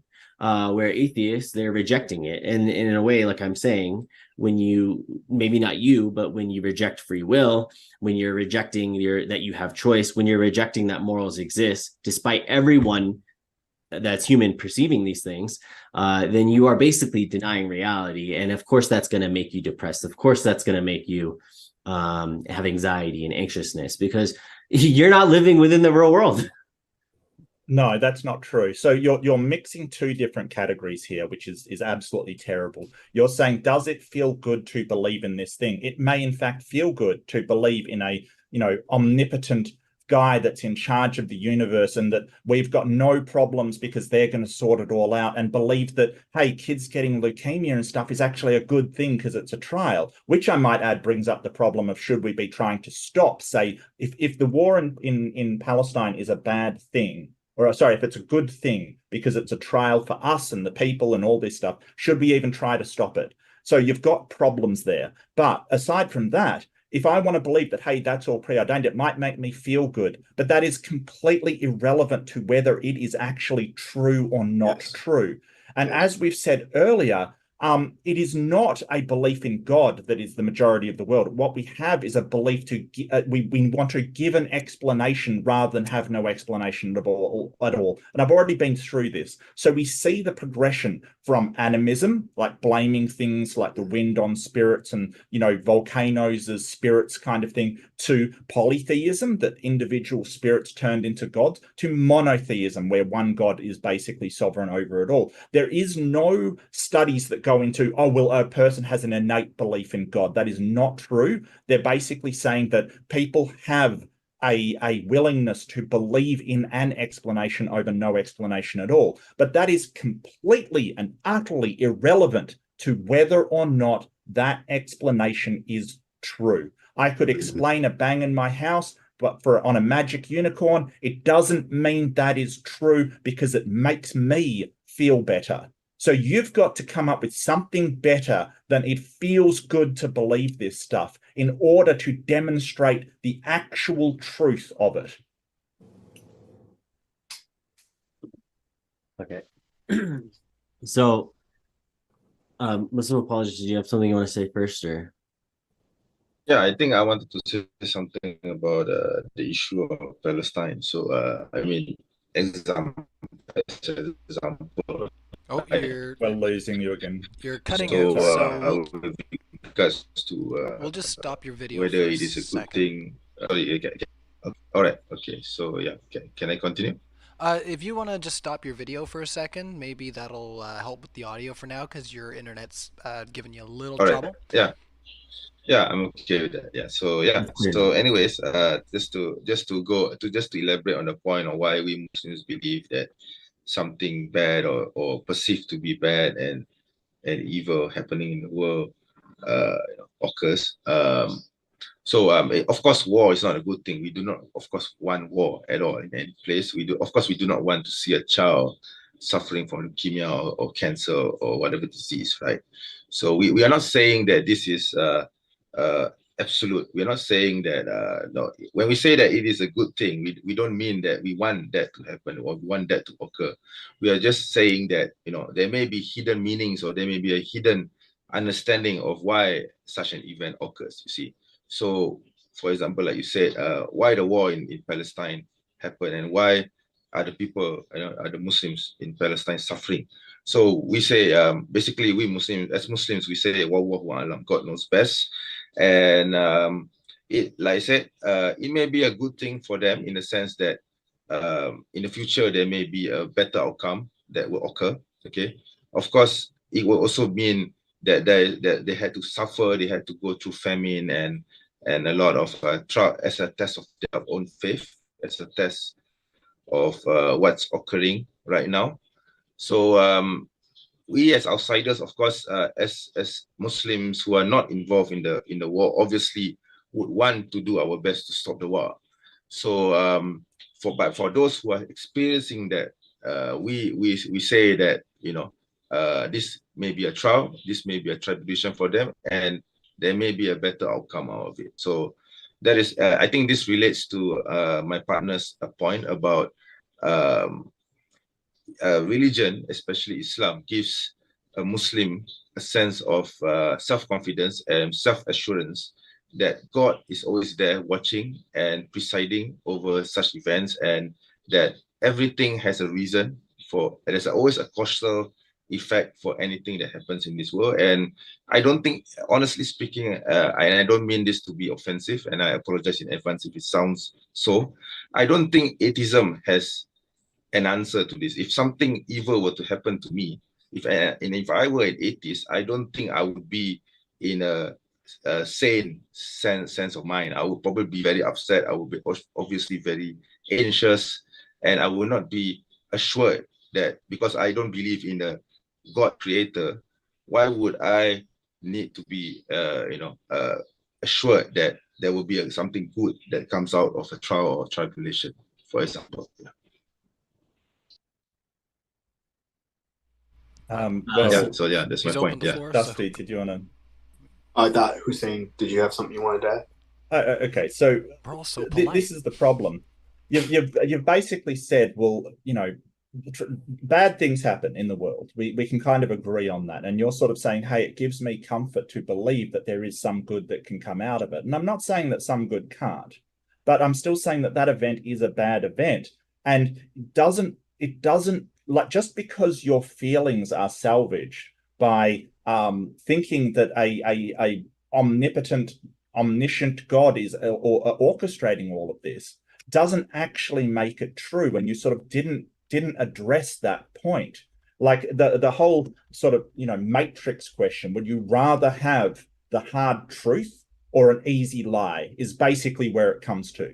Like, would you rather believe something that makes you feel better, or would you rather know what the truth is, even though it causes you heartache? And I, for one, would want to know what the truth is. It's like if somebody is in a marriage and they're being cheated on, would that person rather just continue and believe that it's not happening, or wants to know the truth about what's happening? And whether or not it feels good to believe something that may or may not be true doesn't make it true. That doesn't. It's not evidence for truth. It's not even a good way to find out whether it may be true. It's absolutely useless, because what you will do is use confirmation bias, and we're very aware of how confirmation bias works, to fit things in with what you want to be true because it makes you feel better. And I'm not interested in doing that. And that's not what the debate's about. It's not, this debate isn't, does Islam feel good to believe? That isn't the debate. The debate is whether or not it is true. Yeah. So yeah, okay. So Brother Hussein, do you want to say something before, or do you want me to?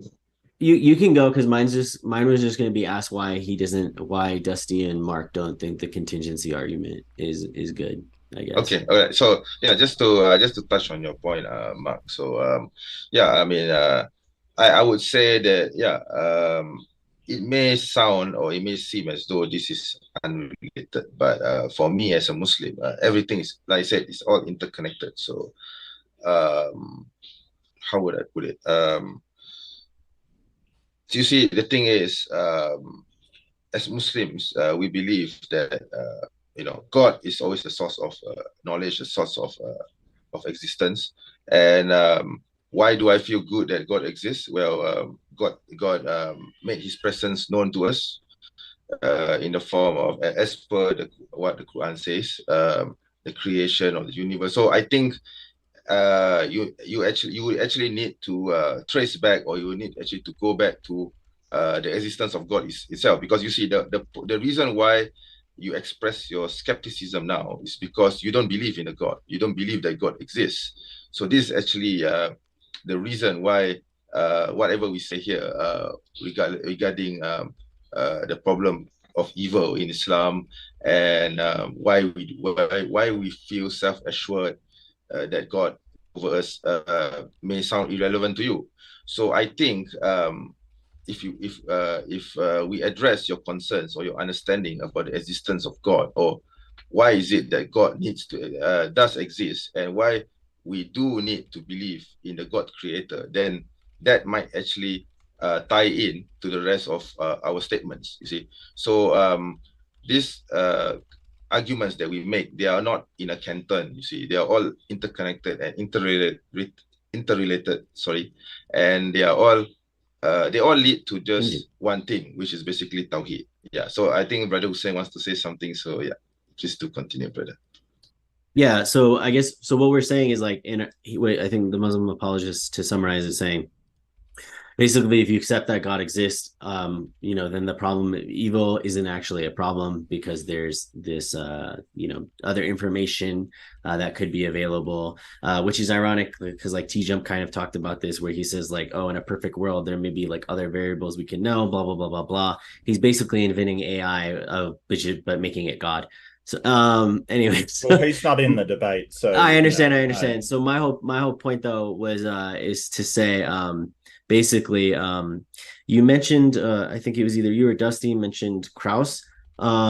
If you believe there's this I forgot what you called it, but the void or the quantum field or quantum field or whatever, if you want to call it that, right?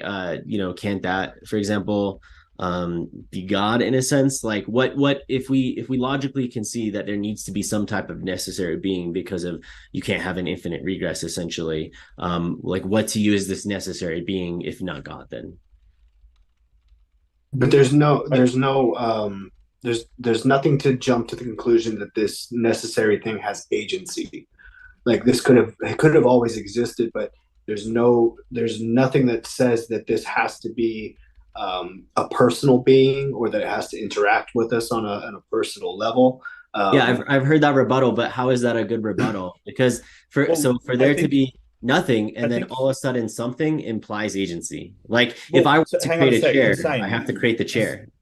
Hussein, I think you're understanding what being in philosophy means. Like you're using a specific word that means like a state of being, like a state of existing. Like it doesn't mean what we call an agent in philosophy, something that has intentionality. So the necessary being may be the universe itself. We're not claiming to know, right? We're not claiming to know what this necessary being or state of being is, but you are. We're saying we don't know. Like, and you keep bringing up Lawrence Krauss, and for a start, as I explained, his Universe from Nothing was a catchy title, but it didn't really reflect what his hypothesis was, and his hypothesis was quantum field at the start of time. Now, Sean Carroll, for instance, has postulated and made a hypothesis that, hey, the universe may have been in an atemporal state, meaning it didn't have a beginning. Right? Many worlds also says that, hey, it didn't have an actual beginning because sort of the idea of the time before time is nonsensical. There's all these different hypotheses, and Lawrence Krauss's Universe from Nothing is one of them, but we don't claim to know that is the case. We're saying, hey, here is some possibilities. It needs further investigation. We're not claiming that that is the case. But you are claiming to know where the universe came from, that it is an omnipotent God, an omniscient God, and you don't want to demonstrate any of it. And if this is the best you've got for evidence for God is your feelings, people believe it like an ad populum to all the people in the world, to, well, you can't explain, determinism versus free will kind of thing, which you've got problems as well. That's not evidence for a God. And all of this aside, postulating the God is one step, but separating that postulation from all the other God claims that have ever existed before Islam and ever existed after Islam, that's what you have to focus on, man. We got to find a way to separate them. Yeah, I already told you it's easy. So Judaism is basically now an ethnic religion that only allows Jewish people. If God is the creator of all humanity, I mean, that would obviously auto-disqualify it. To say that only Jewish people are righteous people and that God only cares about Jewish people would be incorrect. To say that God is a triune God is incorrect. To say that God would be pagan, like a pagan God, then that's incorrect. These things are already auto-disqualifying of those religions. So that was my whole point in the beginning.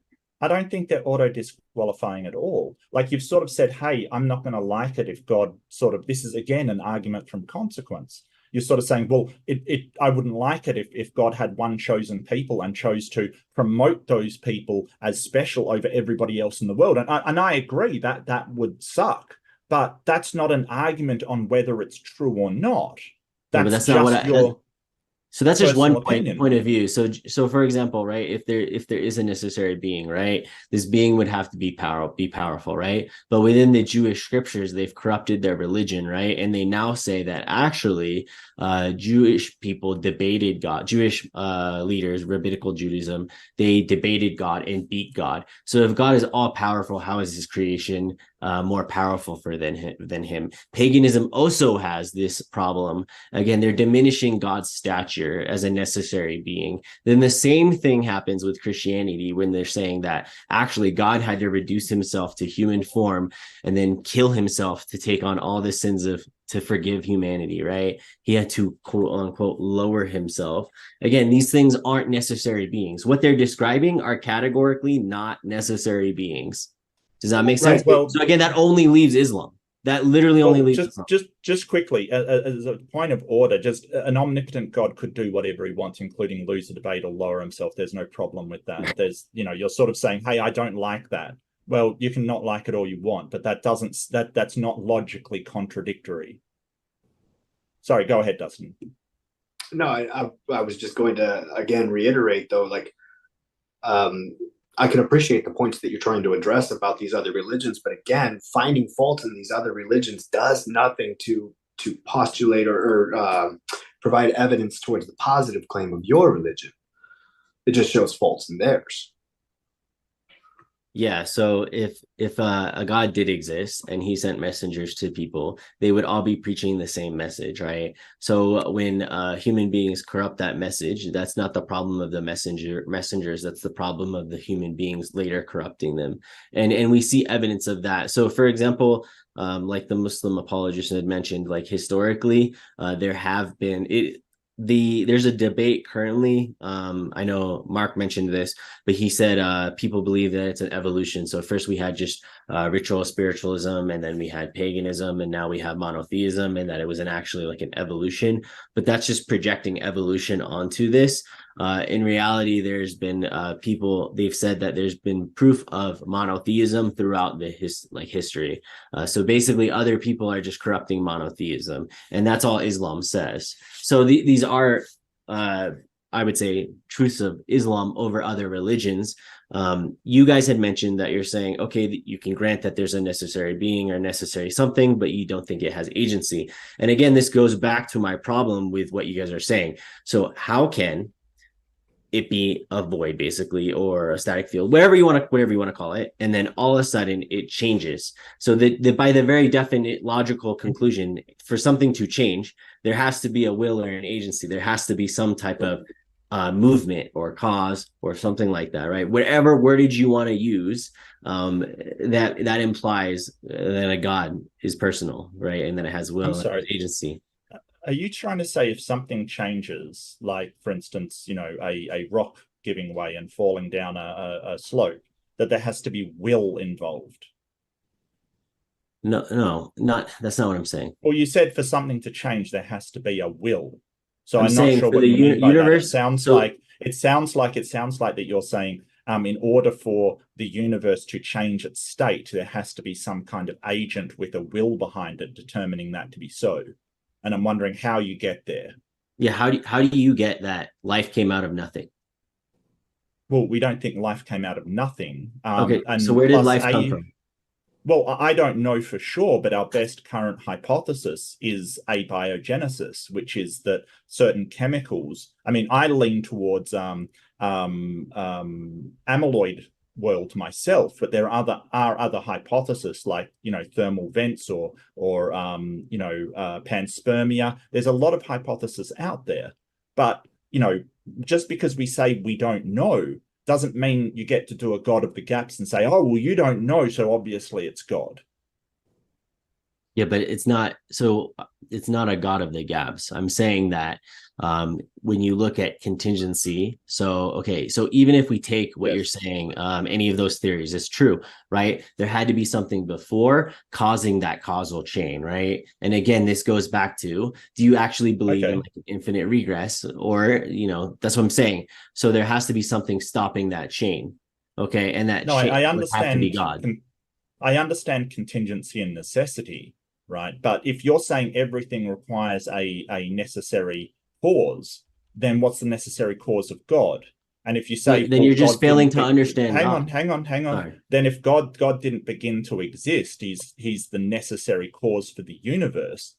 There's no reason why the universe can't be the necessary cause, or a larger cosmos outside the universe being the necessary cause, or some other naturalistic phenomenon being the necessary. Because don't forget that when you're talking about causality, you're really including temporal things. Like you need to have time in order for that to happen. Sure. So if you go outside of the current visible universe, you're basically talking about something where there was no time.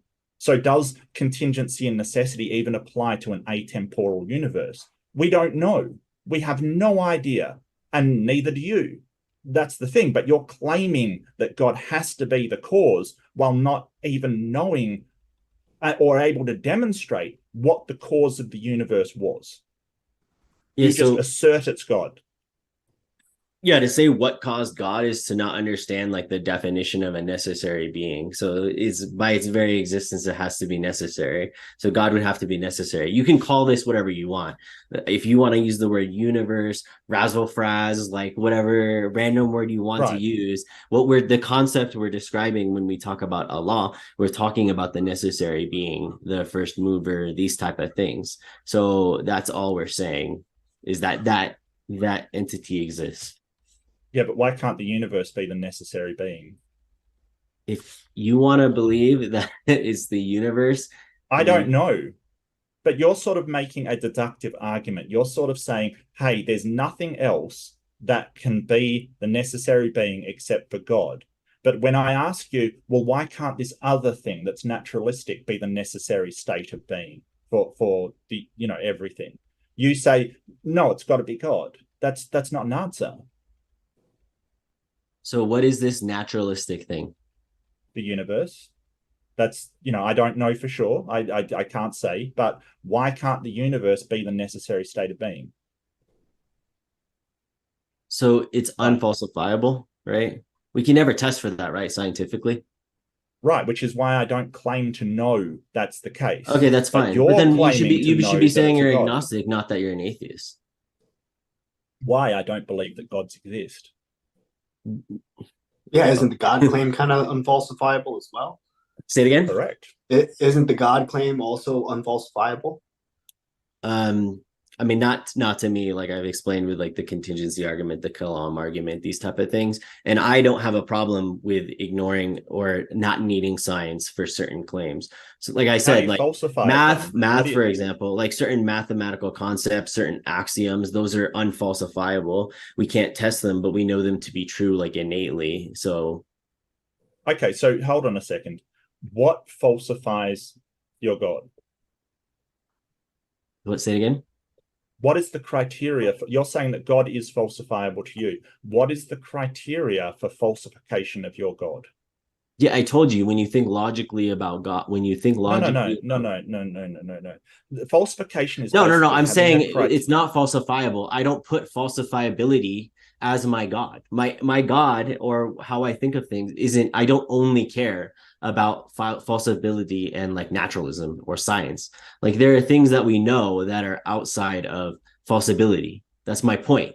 So like like for example, like when you say, oh, we just have to accept reality, you accept that you have free like you have the perception of free choice, you have the perception of moralities, you just accept these.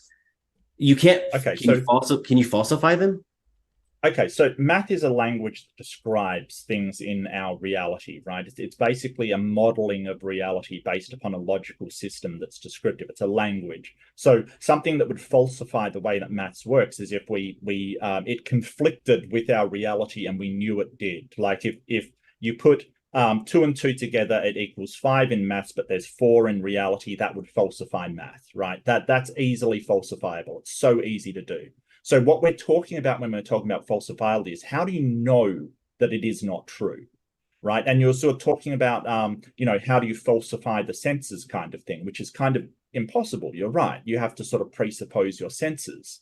But as Dusty pointed out, we kind of have no choice. Our senses are just inputs into us, and we don't have anything else to go by. Like, it's not like we can go, oh, well, I'm not going to trust my senses. I'll trust these other senses that I have. We don't have that choice. We have to go with what we've got, essentially. But yeah, all of the things that you brought up are falsifiable. And we falsify our senses all the time. There's a mirage. It looks like water. We investigate, and it's not water. We know our senses can be falsified. Absolutely. That doesn't mean we can't trust them. And pragmatically, we have to, because they're all we have. But, the things that you've brought up are actually falsifiable. Like the law of non-contradiction. We can test that. Well, sure. When it stops working, then it's falsified. But stuff like that, you've got to have logic to prove logic, for instance. So you're sort of going to solipsism, which is sort of a presuppositionalist position, that you can't justify these things like your senses, for instance. And it's not like we've got no evidence for our senses, right? We don't need absolute certainty. We just need enough evidence to substantiate the claims being made. And the claim that, hey, I am getting inputs from the world around me, there's a lot of evidence to suggest that, right? I do have a lot of evidence to suggest that. It's called my sensory input. Sure. I'm not claiming absolute confidence or 100% certainty or anything like it, but that is really good evidence. But when we ask about your God, it's like, well, there's a contingency, argument, or there's people feel good.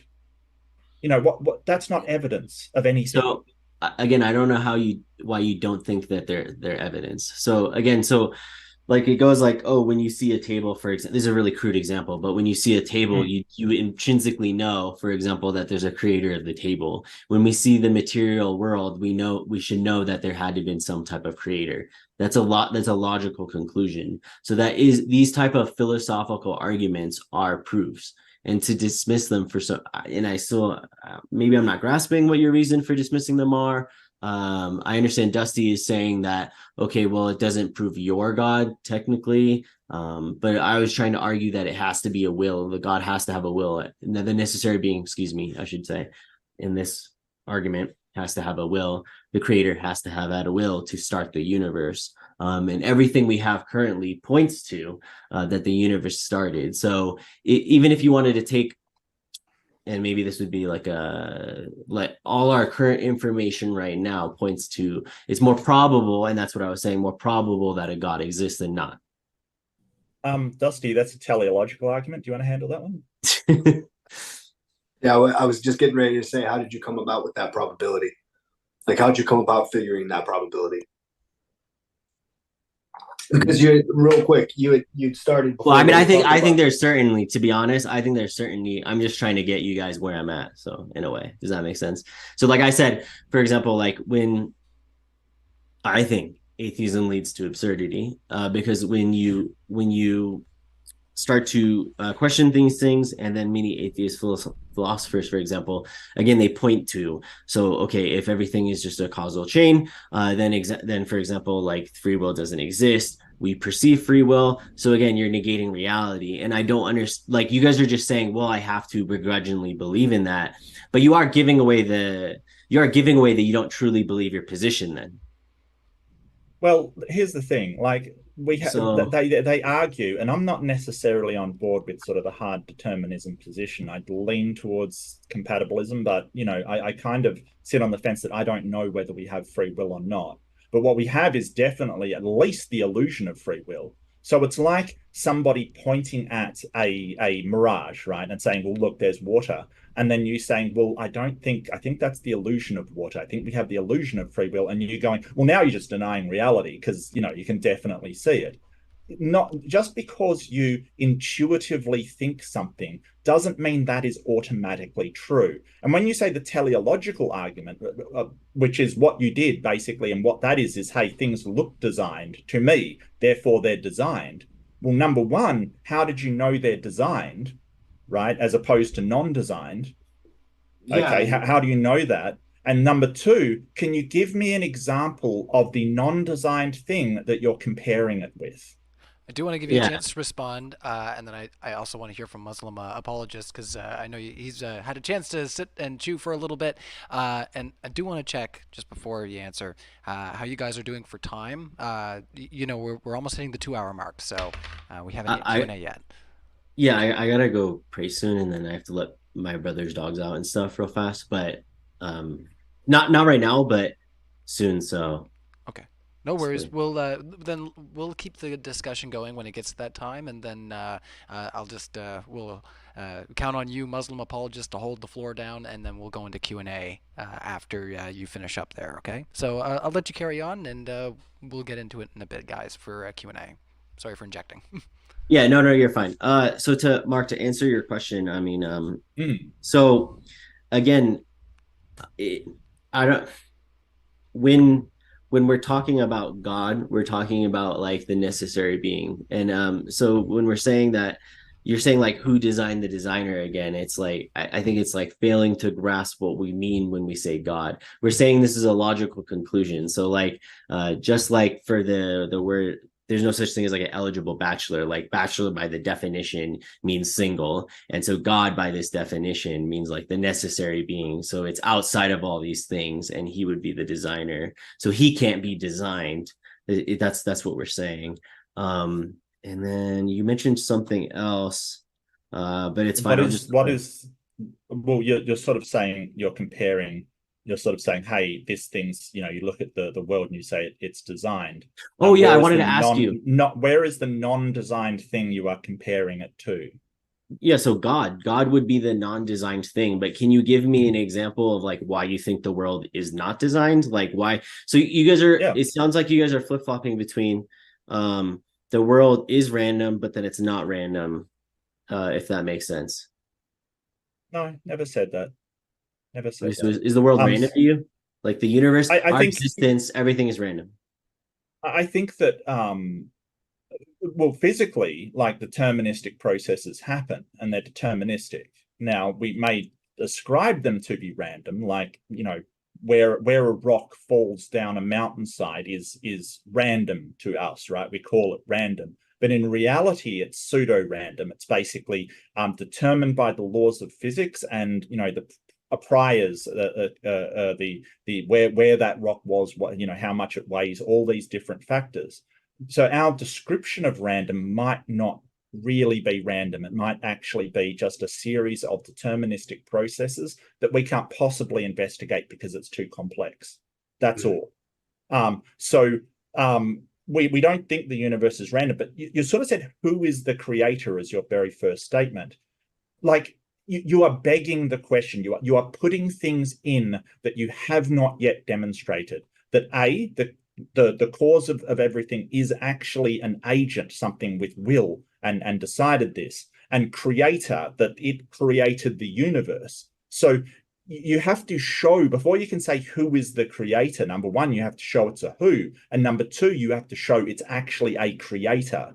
Because we look at the world around us and it seems to be sort of an amalgamation of natural processes. And every single time a religion has said, hey, a god does this thing, a god throws lightning at people, a god forms mountains, we've actually investigated and found out it to be a natural process. So you're making the claim that all of that was started by a god, done by a god.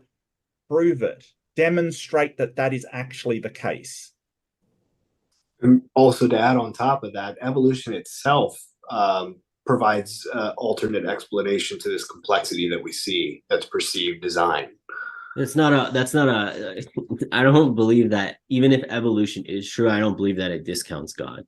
You can just say it's a mechanism through which God used. Do you believe in evolution? I don't really care. Like, I don't have an opinion on it. I think it could be false. It could be real. Maybe I'm a little skeptical about it.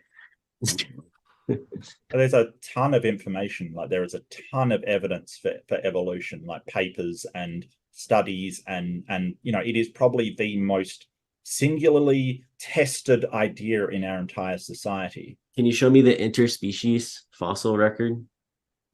Everything's interspecies. The interspecies. That's they a say that YouTube buzzword right there, but no. Yeah. That's what they said. I was just looking about it. I need to research more into it. I don't really have an opinion. I don't think it disproves God. I can show you mosaic organisms like Archaeopteryx and Tiktaalik and things like that. Certainly show you that. But when you're talking about the fossil record, it's kind of like every species is turning into something else. That's what evolution does. It's allele frequency changes, so everything will change.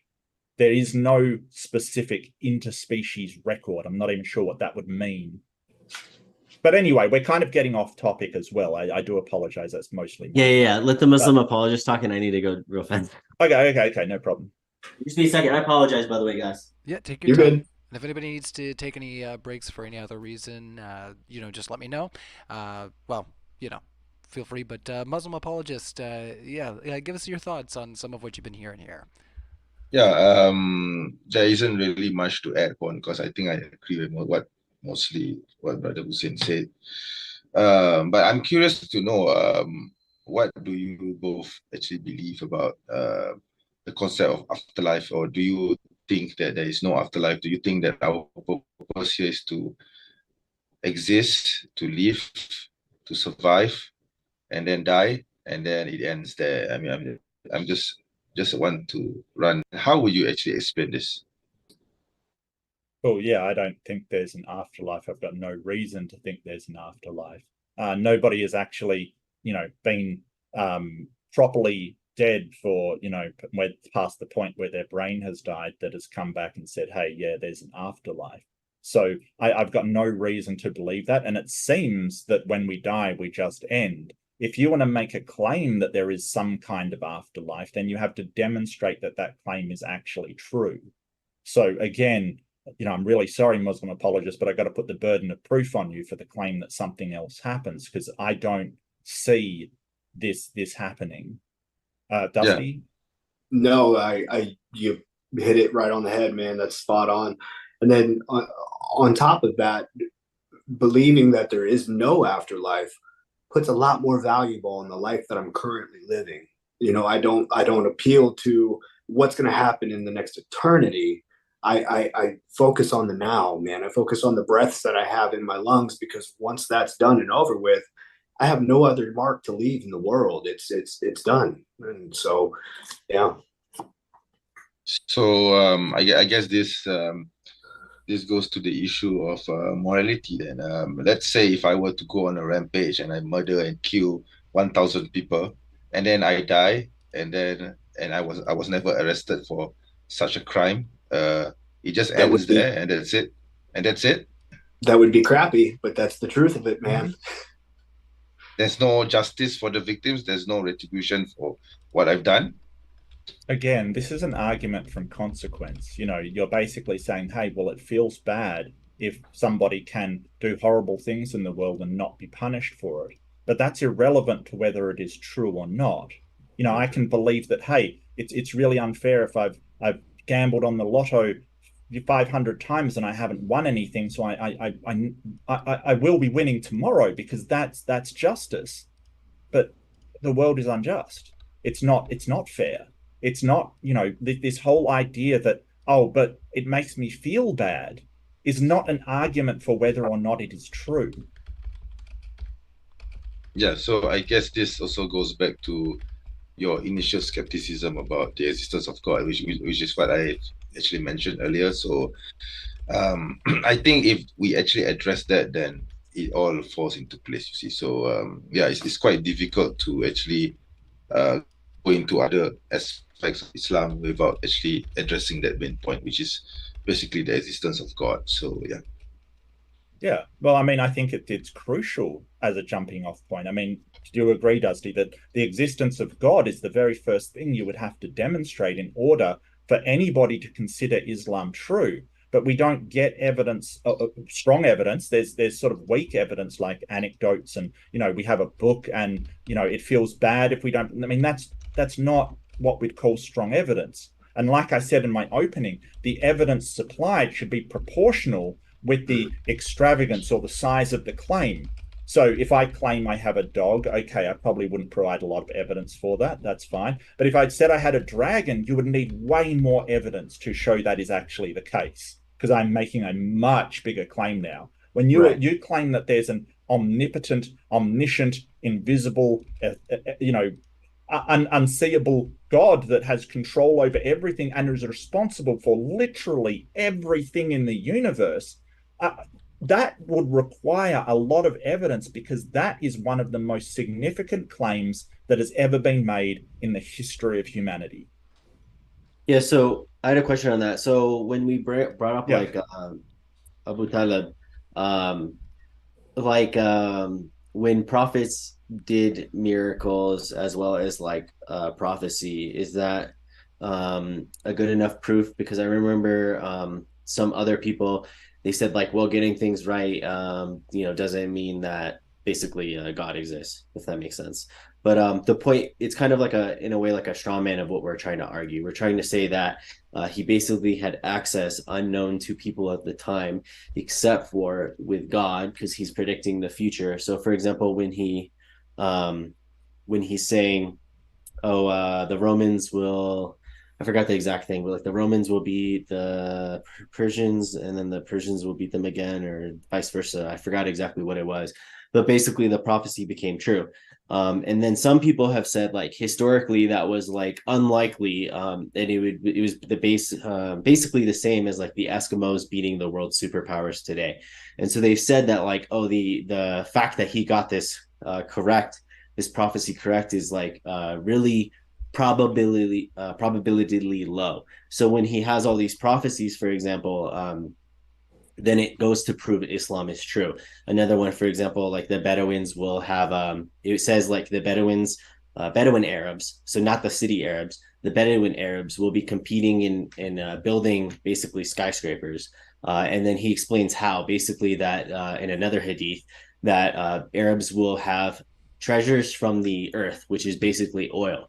So when you have like, and there's a book about it, I think it says something like it's like the 2000 prophecies of Muhammad. And so the point is like Muhammad got like all of these prophecies correct. None of them were wrong. And so these are stacking on top. So how could someone who wouldn't have all access to all this information make like 2000 claims that were all true, and then have all these other claims that are true? And then you have people basically diminishing this and saying, oh, well, this isn't a proof. He just happened to got stuff right. But the point is like the difference between Muhammad, peace be upon him, and say Dustin Brooks, the Mormon guy, or Nostradamus, is Nostradamus wrong. And then also the Mormon guy, Joseph Smith, like burnt his own church and was like people reported that he's basically faking prophecy. So like, does that make sense? Okay, so these prophecies, they're kind of not very specific except for the battle one. But how do we actually know that this was a prophecy that he had foreknowledge? I mean, he could have just gambled on one side, or he could have had some knowledge of both armies that we didn't know about. What about the skyscraper? Well, hold on. Now, it doesn't say skyscraper in the Quran, by the way. It doesn't say that. Oh, yeah, but the prophecy does not. But the prophecy doesn't mention skyscrapers. It says tall buildings. Okay. To be specific, tall buildings, yes. right? Which is not necessarily skyscrapers. And treasures from the earth does not necessarily mean oil. So you're taking this as, well, I can fit these current events to this very vague statements, therefore it must be a prophecy. No, that's not how that works. If that's your best evidence, then you are shamefully coming up short. Wait, tall buildings is pretty specific. What? Really? Like, I mean, you're just using the word skyscrapers, which what the definition of a skyscraper is, like a tall building. Like that's the definition of it. I mean, this goes back to like when I'm saying you're not. What isn't? We say single bachelor, what is it? When we say bachelor, the implication of a bachelor like is that he's single. Skyscrapers are tall buildings, like that is pretty specific. No, it's not, because at that time, a tall building may have been a 3-story house. Like there's, you know, when you say tall building, it doesn't necessarily mean a skyscraper. If I say, oh, your house is a tall building, like it's a triple story maybe, that doesn't mean that that's a skyscraper. The two are not automatically one means the other. What did he actually mean when he said tall buildings? Did he mean, you know, spironets? Maybe? Do we know that? How do you know he doesn't mean he spironets? literally means tall buildings. We know that because I mean, you have to understand Arabia in 1,400 years ago. I don't think the houses were taller than 1 story. Okay, there were no 2-story buildings in Arabia 1,400 years ago. Miranet, I'm sorry, so, Miranet. Are Miranets tall buildings? No, it's not a building. It's an attachment to a building. Yeah. Come on. I'm going to jump in right quick, guys. You're welcome to keep discussing. I think if that's like, quibbling over sort of very, very small. It's a building and it's tall. Well, just 1 second there, Mark. You guys are welcome to keep debating and keep discussing. I'm enjoying it. As long as you guys have time, that's okay. We don't have too many questions right now in the Q&A, so if you want to keep going, or if if any of you guys got plans and you want to get going, then we can go into Q&A now. So just I think if Hassan needs to go pray, we should probably we can do the Q&A, and then I'm down, Mark and Dusty, all you guys, if you want to. I know obviously it sucks that it's not going to be on MDD, but if you guys want to go to the after show, I'm more than willing to just chill and hang out and talk more. But I do have to obviously take care of some other stuff first for like an hour. Yeah, man, for sure. All right. Yeah, if you got things to do, then we'll move into our Q&A, and I will talk about the event that's coming up here in Texas a little bit more after the show. So hang out and we'll discuss that, everybody. So Shirag and D, thank you for your super chat is coming in. Asks, no disrespect, I'm genuinely curious why Islam broadcasts its praying over a megaphone multiple times a day. Other religions don't do this generally. Oh, MuslimApologist stepped out. Did you hear that one? Oh, he's coming back. I'm going to repeat that one since the MuslimApologist had stepped out. This one is for you guys. So he said, no, sorry about that. It's okay. He said, no disrespect. I'm genuinely curious why Islam broadcasts its praying over megaphone multiple times a day. Other religions don't do this generally. So thoughts on that, Hussein and the MuslimApologist? Yeah, a lot of maybe he has a different answer, but a lot of Islam is about reminders, and Islam specifically within the Quran has like almost like a formulaic or repetition, and a lot of the things are basically reminding human beings. So it's a reminder every 5 times a day. There's 5 prayers, so it's a reminder for Muslims to come and pray, basically. And then there's like things like that within the Quran where remind yourself of death, like life is temporarily. Like there's hadiths about like human beings only question their existence upon death, like when visiting graves and stuff like that. So there's this repetitive element to remind people that basically this existence isn't everything, and you will die, and so you should be cherishing your time and for the most important thing, leaving the world behind and praying to God. Yeah. So just to add on to that, so basically the azan is basically acts as an alarm clock. Okay, so whenever the to come into the mix, then we hear the call to prayer. So adhan literally means call to prayer. Yeah. All right. If we have time for the other side to engage, we can maybe entertain 1 minute back and forth. If you guys got thoughts on what they just said. No, real quick. I mean, when I hear the dictation of the Quran, whenever I hear it over those speakers, I mean, it is quite beautiful. I'll add that. I don't speak Arabic in the slightest word, but yeah. So yeah, I would recommend, Dusty, if you're gonna look into anything about Islam, it's supposed to be an oral tradition. So like, there's very like reading it, I don't think is the same effect to like maybe listening to it, and then there's that, and then you have like maybe a translation. There's plenty of like YouTube videos about that. And then like the Jeremy Lang video was really good because he was a former atheist. So, and his questions he thinks were answered in the Quran. So I'd recommend that to anyone in the chat or watching. Yeah, it is beautiful. I will say though, there's other religions that, and it may have been influenced by, for instance, Catholicism, like the early church. They do singing in Latin and speaking of the hymns in Latin, which is also beautiful. So Right. it's not as unique to Muslim religion as you would think. And a lot of these religions do have some form of arts that sort of, connect people, or make them feel part of a greater whole. So, using loudspeakers to have people chanting the same prayers kind of thing certainly achieves that. All right, we can move on from there. And yeah, there's actually a thing that's called quarter tuning that's pretty interesting to the ears if you're used to hearing only semitone music. So definitely a different flavor. Like if you hear a sitar versus a guitar and it sounds like it's just a little bit out, because we generally are using, like I say, chromatic. And anyway, I won't get into music, but yeah, I'd love to discuss with you guys sometime. Joshua Jamie, you know me. Hussein, you keep saying we have limited knowledge. How could we know? Only God knows. So how can you say it's good if you don't know? Just because he's the most powerful? Might does not make right. Yeah, so it's not also like again, this goes back to what the Muslim apologist was saying. When we accept the conclusion that a God exists, and you accept Islam, for example, like within the paradigm, you are accepting basically that there are things we can't know, that are outside. Basically, human beings are infallible, but God isn't, right? Because he's the necessary being. And then therefore we're humbling ourselves, like who can we be to question God, basically. So it's not only that he's all powerful, it's that he's all wise. There's like 99 names. So it's like he's the sustainer, he's the all wise, he's the most merciful, the most compassionate, the creator, all these things that encompass basically the attributes of God.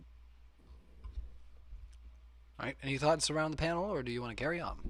Yeah, so I think it is a good question that you're sort of saying, well, our knowledge is flawed, but God's is not. But here I have knowledge of the God, and I don't think Hussein addressed the question that if your knowledge is flawed, then when you said when you accept Islam, when you believe in the God, but you're relying on your flawed knowledge to know that the God is all of these things. So it's kind of Hussein's kind of going back to a presupposition or axiomatic kind of belief that, hey, if you believe God is all-knowing, then he'll be all-knowing. And that doesn't really work. We're basically asking, if your knowledge is flawed, then how did you come about this knowledge that God is not flawed? You're just assuming he's not flawed. The context of the question is within the problem of evil. So I'm saying knowing, for example, consequences is flawed. Knowing what is like how certain things in the grand scheme of things could be bad and evil is flawed. I'm not saying my idea of God is flawed. Does that make sense? And then the same thing when the attributes, like we're appealing to revelation, and we believe Muhammad sallallahu alaihi wasallam and Islam is true because God exists. And when we think of the concept of God, this is the only true religion.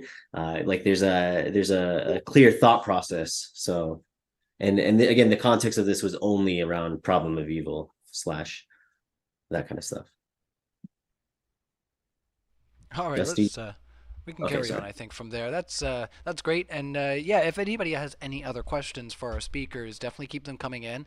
We got a couple questions left, so thank you once again, Joshua Jamie, for all the interaction in the live chat tonight. We appreciate your super chats. And on that note, Joshua Jamie strikes again, asking Hussein, what proof of physics and psychology shows that reality must make one happy to know it? Yeah, I guess that's an interesting question, but I would say it's kind of like absurd now. So it's like well, like if someone is insane but they're happy, should we like try and cure their insanity? Well, like yes, like being aligned with reality is a good thing actually. So I guess that would kind of like, that's why we try and cure mental illness and people who are being maybe irrational or, not conforming to reality, if you will. Would you like to expound on that, the Muslim apologist? Because I will admit Joshua Jamie is mostly coming at Hussein here. So if you wanted to expand on that, you can. No, not at this time. I think I'm okay with the answer. Yeah. All right. Any response from the other side before we move on? All right. No, I don't think so. Excellent. Let's see here. Shrag, ND. Thank you again for another super chat. It says, a God, an omnipotent being, creator of everything, the all-knowing, but provides zero proof of verifiability, despair around the world, wars, yet does nothing.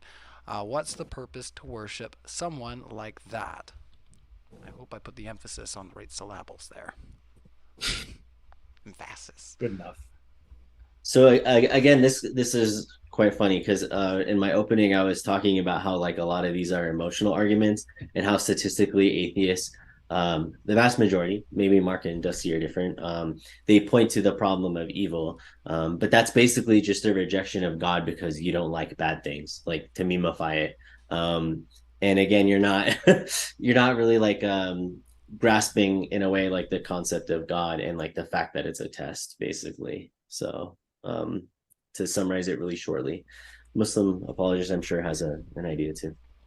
Yeah, so like what you said, it goes back. A problem of evil in Islam, there's absolutely no problem at all. Okay, because we work within the paradigm of Islam, which already pretty much laid out that life is a test. We are here only temporarily, and in the hereafter, life is eternal.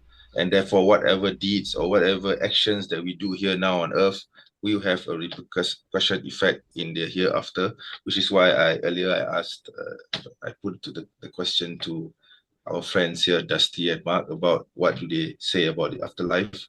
They don't believe that an afterlife exists. But as a Muslim, I believe that that the afterlife does exist, and whatever I do here will have an effect in my hereafter. So I need to work within a paradigm of morality in order to achieve a better life in the hereafter. So this guides my morality, this guides my ethical principles, this makes me a better person.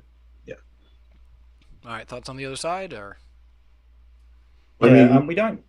Go ahead, Sorry, Mark. go ahead, Dusty. No, you go ahead. No, I insist. No. I'm not. I've been taking the all the questions. Here, go ahead, Dusty. Go for it, Dusty. Yeah, go ahead, Dusty. Yeah. Well, so when we're talking about the problem of evil, the problem of evil comes into play whenever we consider the all-knowing aspect and the all-good aspect of this supposed supreme deity.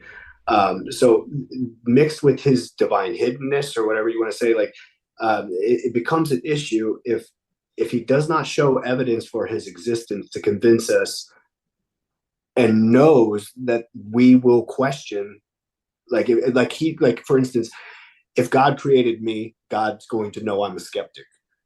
He would know what evidence I would take, but if he doesn't provide this evidence, and the alternative for me not believing is hell, like that's a problem. That is the problem of evil right there. I mean, it doesn't make sense for if God is going to be all knowing and all good, then it doesn't really make sense for him to hide from us all the time if our souls are on the line. Does that make sense? Hopefully I articulated that somewhat clearly. Yeah, I think the problem was more around sort of these bad things that happen, and if God has designated them as a test, and that is a good thing by the admission of Muslim apologist and Hussein, that it can work out to be a good thing, then why should we be attempting to stifle God in what he wants to do? Why should we make medicine because God has already determined who will live and who will die? Why do we attempt to subvert the test? Why do we attempt to cheat, essentially, like by making medicine, by making solutions to these problems, by when there's a volcano in New Zealand, why do we send in rescue people? Because if it is all a test to see how you cope with adversity, as well as the good things in life, then there is no reason to assist your fellow man. But if this is the only life that we have, then it is vitally important that we help each other. Because if there is no real objective good and evil, if just bad things happen because that is the universe just being the universe, then we have to all band together to help one another get through this, not ignore each other's plights, because that's just a test that you're going through on your way to the perfect place. That's a way better answer. Yeah, so to push back a little bit, so I'll try and answer both you guys. So for Mark's answer, so you're saying that there's no reason to stop these things, but there is actually. So in Islam, like, it would be a good thing, right? So for example, like, it's not just a cop out to say, like, oh, you see someone drowning, well, it was their destiny to drown, like, you shouldn't try and save them. No, the Muslim imperative is to do good actions as well and to live a virtuous life. So like a virtuous person would try and attempt to save someone and do good. And there's a hadith about that. They say, so there's a judgment day, and judgment day is about to start, and you're planting a plant, right? They say, they directly answer your point of view. There's a hadith about it, and it says, God states, continue planting that plant, because it doesn't matter, even though the world's going to end. The point is you're doing a good action, and the point is the action is good, period. And then to answer Dusty's question or answer about it, as far as skepticism, I would say that atheism, in its current form, is like a very modern phenomenon. Basically, I would say that most of the modern human beings in existence aren't truly questioning life to a correct degree. So like in the state of nature, where you're constantly faced with death, you are constantly thinking about your life and your existence and the afterlife and things like this, and you're also pondering the glory that is the world that is given to us. So when you're not questioning these things, you're not thinking about these things, and you're taking basically like the cushy modern existence, you're not going to truly question it, and you're just going to be playing these word games and being hyper skeptical, if that makes sense. I mean, I'm sure you guys will disagree, but that's just my opinion on it. Can I add on to that? Go for it. Yeah, sure. So I think, Mark, I think with all due respect to you, I think you have mistaken the understanding of Islam with regards to the problem of evil in Islam. So it's not that, let's say, like you mentioned, if a volcano erupts and what are the people doing about it, it does not mean that Islam says, okay, just let the volcano erupt and kill everyone around it, and maybe there's a good thing out of it. No, that's not the point, you see. So the point is basically to strive for good. So the good here would be to actually assist in the rescue efforts. But let's say in the effort to rescue the people involved in the volcano eruption, there were some people who actually perished, unfortunately. Then we say, to those people who may perish in that incident, there may be a good thing that, or something good will probably come out of that, of their demise. So it's not that we're not trying to attempt to help them. It's just that, in the process of rescue efforts, it's not 100% perfect. Like, there may be incidences where none of them are rescued, or maybe only a few were rescued. But if that happens, if that outcome does occur, then we say in the end, there may be something good out of it. So it's not nihilistic in that sense, okay? So we always try as Muslims to see something good or something that positive, basically, that, comes out of some problem that exists. All right. Well, let's try to move on from there. Thank you so much to all of our speakers for answering the questions here. We got a couple more to go, and then we'll wrap it up, and we'll talk about our upcoming event here. It's going to, like I say, just be a little over 2 weeks away. Joshua Jamie asks again to Hussein, you are using necessary cause and necessary entity interchangeably, and it's obvious on purpose against the glaring fact that they are two different things. Why can't you be honest? Ooh, that was a little shot at the end there, but go ahead, Hussein. Yeah, I guess I don't get the question, because to me they are interchangeable. So what, in a sense? Well, let's when you say the first cause or the primal cause, and you can say that is our Islamic definition of God. So So if you want to call it first cause, or we're saying the primordial mover, or whatever you want to say, I mean, like, to me, I'm just using different words to describe God. So Muslim apologist, did you want to add something to that? No, fine. Yeah, I agree with Hussein. Actually, yeah.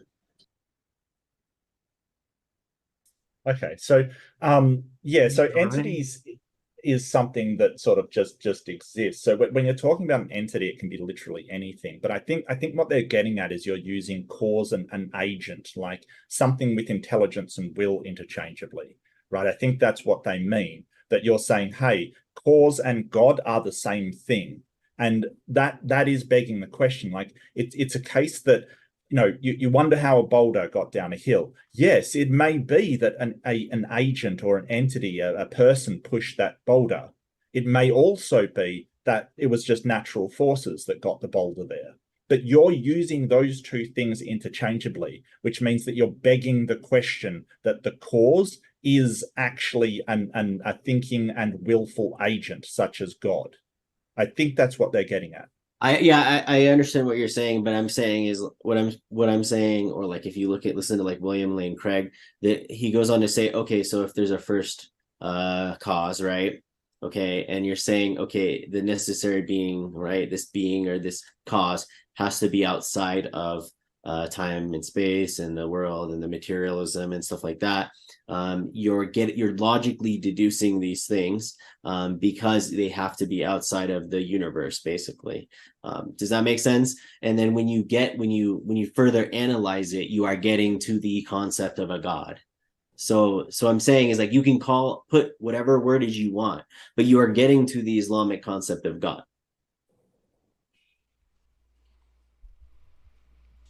Well, I was gonna say Mark looks like he's got a thought, but did you want to? That's okay. I think he's saying I don't get it. No. I'll leave you the final word. That's fine. That's all right. I just saw the face, so I thought maybe there was something going on behind the scenes there. So Robin Webster says membership chat. She says Team Reid, or they say Team Reid. Not sure. So they're just saying that they're just coming out to give you support there, Mark. So thanks, Robin. That. Thank you. Isa Kabir says, "Good job, all. Peace and blessings to all my buds." Thank you, Isa. We super appreciate Isa here on Modern Day Debate, and me personally as well. I wasn't having a great evening the other night, and had a great chat with Isa, and I definitely was prompt to let him know that it was just what the doctor ordered. I felt a lot better. Isa's a great listener, great communicator, so appreciate you, buddy. Joshua Jamie says, once again to you, Hussein, I'm sure anyone would have predicted we would be making tall buildings in the future. Yeah, who exactly? Yeah, he needs to answer the question who. Who did? It's just funny. This is my whole point. So when I say I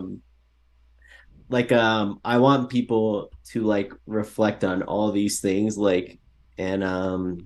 the cumulate, what is it, the collection of of everything we have available, right? And when we're not just saying it's just this one prediction, okay, we're saying there's like a book, it's literally about like 2,000 or something predictions. I don't remember the exact number, but it's quite a lot. It was in the thousands.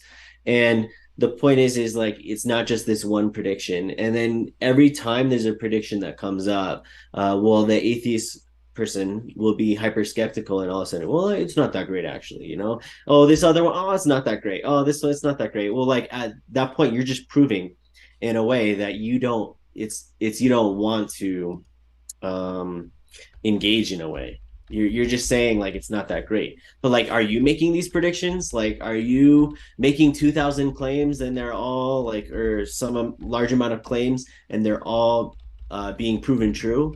Like and are you claiming to be a prophet of God? Like, do you have all this recorded evidence of your actions? Like, there's a difference between you and a random person. Okay, one person making one claim and it being correct. Yeah, I'm not going to say he's a prophet, but a person making all these claims, doing all these actions, the whole life of the Prophet Muhammad sallallahu alaihi wasallam is the point. It's like what's the word? I can't say it today for some reason, but sometimes I can. cumulative. Mark, help me out. Yeah. Cumulative. Thank you. Cumulative. Everybody all Cumulative. Yeah, thank you. And Jacques Lahirda Issa. And did you want to carry on? Go ahead. Yeah, so it doesn't matter how many claims you make. They have to be specific. They have to be very, very accurate. It doesn't really matter. I just want to share my screen just for 1 second and just share this. Sure. Is this a tall building? That is a tall building. That is a tall building. Guess what? Sure. It was built in 593. Well, a minaret isn't exactly a building in the sense of the prophecy that the brother is saying. Yeah. I'll just finish what I'm saying. That you don't know, your interpretation is that tall building means this thing. And this is what we find a lot in prophecy, like Nostradamus. We find people who later on go back and instead of saying, hey, here is the evidence, what does the evidence lead to? Which is, we don't know what he meant by tall buildings. He could have meant a minaret, and that isn't attached to another building. That's just a tall building. Or it could have meant this, or, he could have guessed. We don't know. Instead of being able to go back and check that, you get modern things and you say, hey, this vague statement, that fits because you want it to fit. It is confirmation bias. And this is where apologetics is exactly the opposite of scientific inquiry, because apologetics is having your conclusion and then fitting the evidence to the conclusion. What science does, and the science makes testable predictions, by the way, if you're asking for predictions, science makes them all the time. I'll bring up the prediction of Tiktaalik in evolution. They knew where they would find this animal and in what layer of the strata they would actually find it in. That's a really good prediction. Plus what it looked like, that's insanely good. Like, it's not tall buildings, it will have these features and it will be found exactly here. Now, that procedure is using evidence and then following the evidence to where it leads, not apologetics, where you have the conclusion and you're fitting the evidence to your conclusion. Dusty, do you want to add anything? No, that was well said. And when you read anything, you have to basically what you're saying is that I'm going to be hyper skeptical and believe that, oh, these people are just reading into it. But then, like, when you read other texts, you're not this hyper skeptical. So, like, if I write something to you, or even when we're having a dialogue right now, Mark, there's some ability in language, or basically you have to assume in a sense what I mean, right? So, like, again, why aren't you, if you want to go follow down that train, like, why are you not questioning everything? Like, you should just be like a postmodernist and basically be like, who's that guy that for some reason right-wing people love? Jordan Peterson. Well, what is God? What is this? What is that? Like, why aren't you doing that then? Like, you could say that with anything then at that point, because when we all look at it, the vast majority of people will say, oh, that is a true prophecy. You could believe it's not like a great thing, but it is a true prophecy to the average person. So, hey, I do have a quick question, Hussein. Because you quoted the hadiths a couple times. Sure. And correct me if I'm wrong. We're talking like multiple thousands of hadiths, and was it upstanding Muslim men of integrity? Those are the ones that they chose. No, women had hadiths too. So like Aisha, may Allah be pleased with her, also delivered a lot of hadiths. But basically, there's a science of hadith, and it follows like mass translation. So basically, they would gather all the Muslims within the first generation, for example, and they'd confirm like, did the Prophet, peace be upon him, say this? And then, for example, if like all the Suhaba, like the biggest companions, all agreed that he said that, then that's a consensus that he said that, because they're all there. But I can appreciate. Oh, go ahead. Keep going. No. Even the Quran has that too. So, for example, like people who are what's the word? Hafiz. Hafiz. They have a certificate, and they can directly trace where they've learned their Quran from, all the way back to Muhammad sallallahu alaihi wasallam. So it means they've memorized the Quran, and they were taught the Quran by their teacher and their teacher and their teacher and their teacher and their teacher. So there's a record of all this.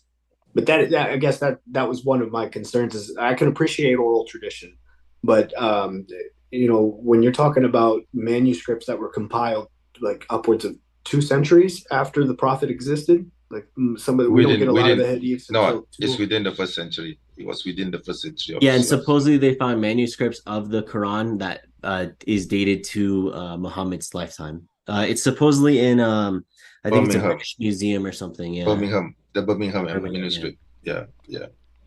All right. So what about? Oh, go ahead. Sorry. Yeah. What about the prophecies that didn't come true? Like, for instance, that the Antichrist would appear 7 months after the conquest of Constantinople.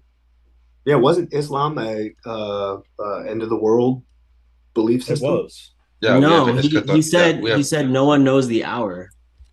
Yeah. So there's hadiths that show that Muhammad, peace be upon him, didn't know the hour. So, for example, he knew certain signs of the day of judgment, and there was in his lifetime certain things that could have possibly matched the hour. And he said basically that he doesn't know. And when they investigated it, they confirmed that it's not the hour. So I'm not sure about that one where they said, like, I've never heard that one, to be honest, Mark.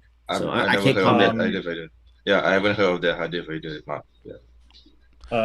It is Sunan Abu Dawud, book 37, number 4281. And what was it, Sarah? What? Sunan Abu Dawud. I can put it in chat if you want. Yeah. Sunan Abu Dawud. What book was it? Book 37. Book 37. Number 4281.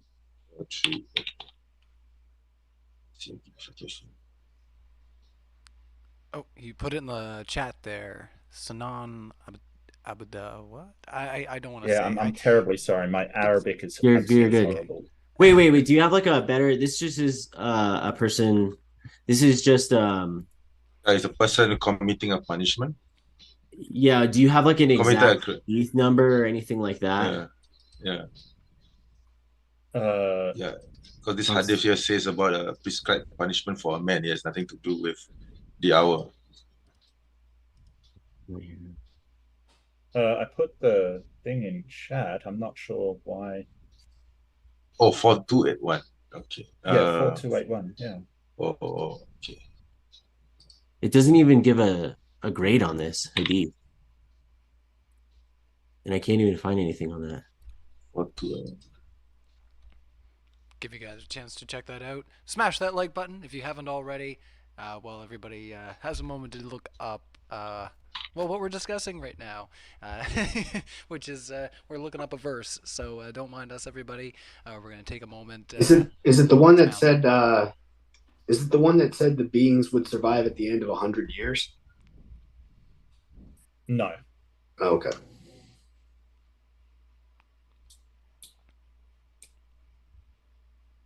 Everybody's having a little look over. What I can find is probably can you probably share it on the screen, because I couldn't I don't think I found the hadith, because I don't think I found the hadith that you were referring to. It says something entirely different. Whoops, I might have shared the wrong screen. Oh no, I've got the right one. So I'll just highlight. The Prophet, peace be upon him, said, the flourishing state of Jerusalem will be when Yathrib is in ruins, and the ruined state of Yathrib will be when the Great War comes. The outbreak of the Great War will be at the conquest of Constantinople, and the conquest of Constantinople when the Dajjal or the Antichrist comes forth. He, the Prophet, struck his thigh and shoulder with his hand and said, this is as true as you are here or you are sitting. Yeah, so what I'm reading is there's like a tafsir on it, and it's basically saying that this hasn't happened yet, because this is regarding the end times, and it's saying that there will be there's another hadith that indicates so that the Roman army will half the Roman ally, the Roman army, basically the West will ally with the Muslim world, and then the common enemy will be the Eastern army of the Rome. So basically it's talking about the end times and like a global conflict between East and West, which hasn't happened yet. Yeah. Also this hadith says that the Yathrib will be in ruin. So this is referring to Medina. So Medina is not in ruin. So no, it has not happened yet. Yeah. All right, I think we can carry on from there if you want to stop the screen share, but do appreciate that and going down the rabbit hole a little bit on that one. So definitely we appreciate our panel for entertaining that in an extra sense. So Joshua Jamie asks again. I asked you how you know God is all good if only He knows what is good, and you respond with because He is all wise. Mark is right. You didn't answer. Okay, so again, this is like a fallacy. We're not saying that God is just one attribute. So even Dusty admitted that this is more of a problem for Christians who describe God as only all loving and all merciful or whatever. We're like, God is also justice, God is also compassion, God is also wisdom, God is has 99 attributes that we know of. There could be even more within the Islamic paradigm. So again, this isn't more of a problem within Christianity and other religions versus Islam. So we're not saying that God is just love, God is just mercy, God is just compassion. All right. What was the We can carry on, but did you have a question? Sorry, Hussein. Oh no, I thought I didn't know Muslim apologist wanted to say something. Oh, sorry. Go ahead if you had anything to add there, Muslim No, apologist. nothing much to add on. Yeah, sorry. Yeah. All right, let's carry on then. Don Kedick says, "I love modern day debate." Just a shout out to and a reminder of Megamind. We love you too, random citizen. All right, I had to watch that with the kids the other day, so it's one Good of my movie. favorite It is lines. actually good. It's definitely watchable. If you have to watch something, it's not too bad, right? Yeah. No, I mean, yeah, if you gotta watch something with your kids, it's definitely pretty good. But yeah, we love you too, random citizen. Let's carry on. Chirag ND says, if striving for good is the objective, why does it matter which religion you belong to? Why Islam? All religions strive for good. Yeah, I mean, that's not something I would disagree with. I mean, in some religions, uh, I mean, there's some like pagan religions, which obviously I wouldn't say strives for good when they talk about like sacrifice. I mean, the pagans before Muhammad sallallahu alaihi wasallam thought it was okay to sacrifice people. Amazon tribes sacrifice children. I mean, there's plenty of pagan religions which are inherently like demonic. Actually, they aren't striving for good, so that would definitely like go against what they think. And then obviously like my problem with other, say, quote unquote beliefs that claim to be monotheistic is I'm arguing that they're not actually monotheistic. That like Judaism and Christianity aren't monotheistic. I mean, you're talking about three persons in one and all this stuff that doesn't make sense, and that God is all merciful but somehow needs to sacrifice his only son. But by the way, there's a contradiction in the Bible because they say that there's other begotten sons, but then it says that he's the only begotten son. I mean, like that clearly falls on its face. Judaism says that, oh, God is the creator, but then actually like you can trick God by like throwing a chicken around and putting your sins in a chicken. They're supposed to sacrifice on the Sabbath, but they can put around Israel and New York like a rope and like deceive God somehow. And like also God again only cares about Jewish people, and like under Talmudic Judaism, like we have no souls. Not all Jews believe this, by the way. I'm just saying like these things don't, and you can wrestle against God and beat God. You can debate God and beat God. I mean, that's not God. Like, this just isn't God. Gotcha. Can I add on to that? Yeah, for sure.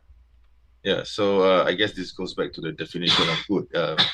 Is child sacrifice good? That's the question, because there are some paganistic religions in the past who found child sacrifice. So I guess it goes back to what's the meaning of good, and where does it come from? The source of the justification of good. You see.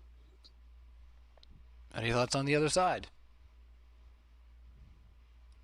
No? All Really, right.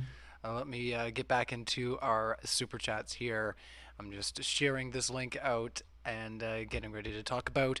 Like I say, we have a live event coming up here in Texas, so I'm going to talk about that a little bit after the stream, so everybody hang out. Chirag ND says, if striving for good is the objective... Oh, sorry. We already read that one, but he did ask another one. Chirag ND asks, Paul the Octopus got 12 out of 14 predictions right. 85% accuracy. Maybe that's the gospel of Paul. Could be a new religion. I don't Yeah, know. well, 85% accuracy is not convincing enough. It has to be 100%. Any thoughts from the rest of our panel?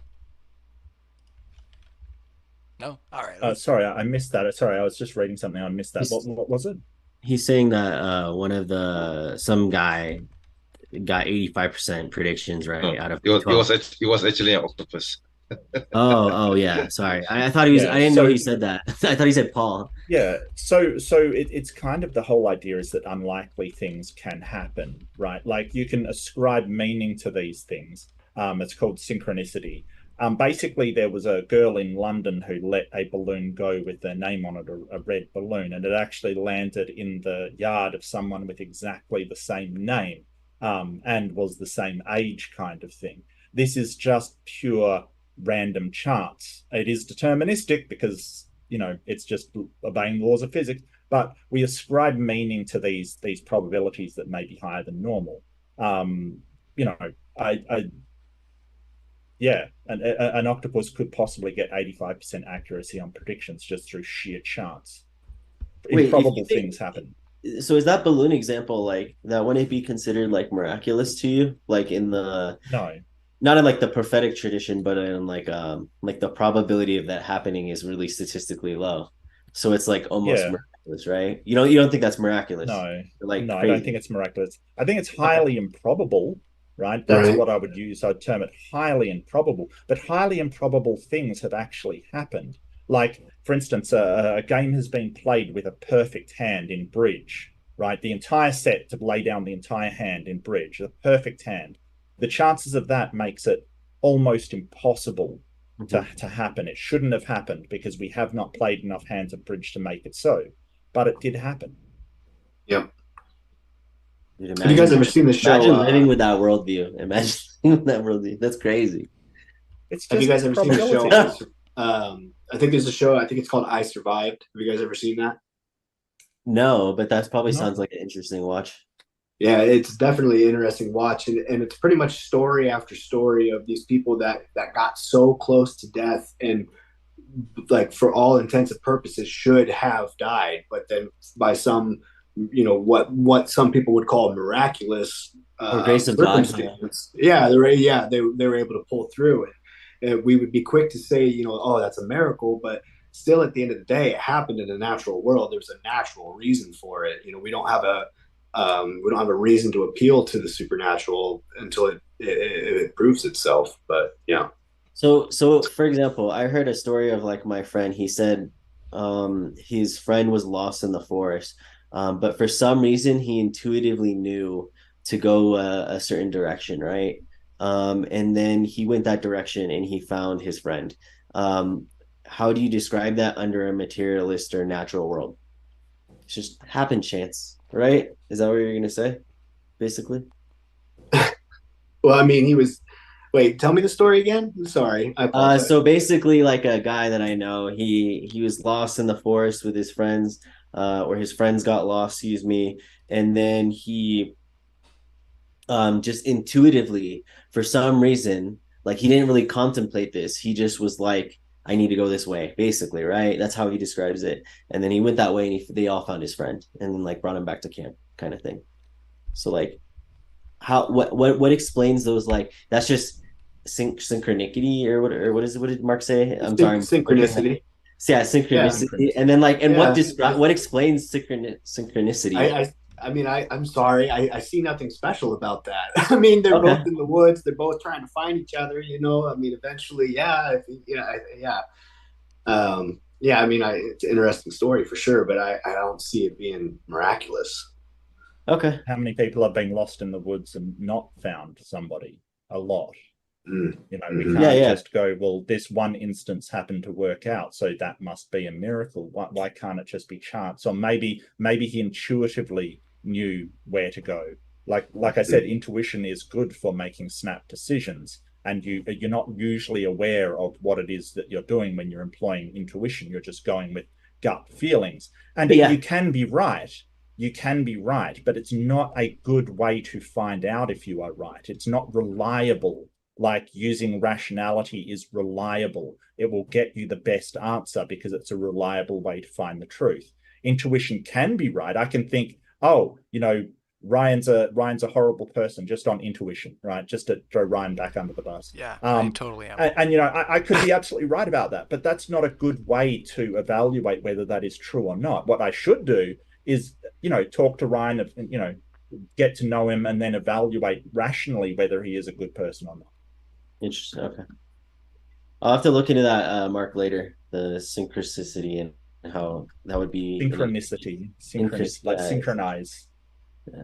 In an atheist worldview, how do they explain that? I want to look that up. It's random events lining up, so one looks related to another. Basically, they synchronize. But these random events, there's no real bigger cause behind it all. They're just events that happen to have lined up. I think there's probably an aspect of patternicity as well there too, right, Mark? Sure. Like we're pre-programmed to look for these things, so then we notice them more. Who did the programming, Dusty? Oh boy, that's a loaded question. Evolution did the programming. Evolution did. I wonder what caused the issue, guys. Let us carry on. But All right, before next question. I have a couple fun things to go over. So during the course of our debate, I had a couple polls that we had put up. So don't mind this. This is just the live audience that had tuned in for the debate and participated in the polls and the percentages that we have going forward. So is Islam true is our first poll. 76% voted no. 12% said I'm here to figure it out. And 11% said yes. So that was 201 votes at that time. I had a second a poll that we put up, which was, who is your favorite speaker on our panel tonight? We had 12% for Dusty, 7% for the Muslim Apologist, 11% for Hussein, and Mark Reid, 68% tuned in here at 148 votes. So make of that what you will. And thank you so much. Mark won by popular vote. Look, I don't like people saying you won a debate or whatever. Like, people, look, everybody wins if we give ideas and put ideas up against one another and discuss things and have debates. Everybody wins. And like I said, this is just for fun. These are the people that were hanging out at the time that participate in these types of polls. So don't take this to heart, anybody. No, I'm not. I appreciate it. I appreciate it, but winning a popularity contest doesn't mean you're right. Very great. Yeah. And we had a last one, which was, did you hit the like button? Which is yes. Now this, I've basically saying, now I had to hit this. What's next? Most people voted for that. Frustrated that we've had so many polls. The 30% said, I won't, I'm too busy slurping soy. 19 said, no, I will after this. And the other 4% said, ICAP. I will ask a super chat. So thank you to everybody who asked super chats. We got 2 more to go. Those polls are always fun, and we will. I'll maybe ask another poll when we go over our event. So Squid Superhunk asks, the plural of mundane prediction isn't prophecy. It seems like they're coming right at you. So any thoughts on that, Hussein, Muslim Apologist? Again, it just goes back to the Quranic quote where basically their heart is blind to faith. So if you want to basically be a robot and like diminish like the miraculousness of life, the miraculous that we're alive, the fact that there's like all this beauty in the world, the fact that all these prophets came throughout history, they've taught the same message, the fact that all human beings for the most part, it appears, intuitively believe in a God and a creator. If you want to ignore all this mountain of evidence and just say, yep, it's a random chance, we're just meaningless space dust that happened to evolve, and everything's deterministic, but somehow these religious people actually are the ones with bad morals, yada yada yada. Like I don't even want what you want from me then. So you just don't want to believe, and it's fine. Go do whatever you want.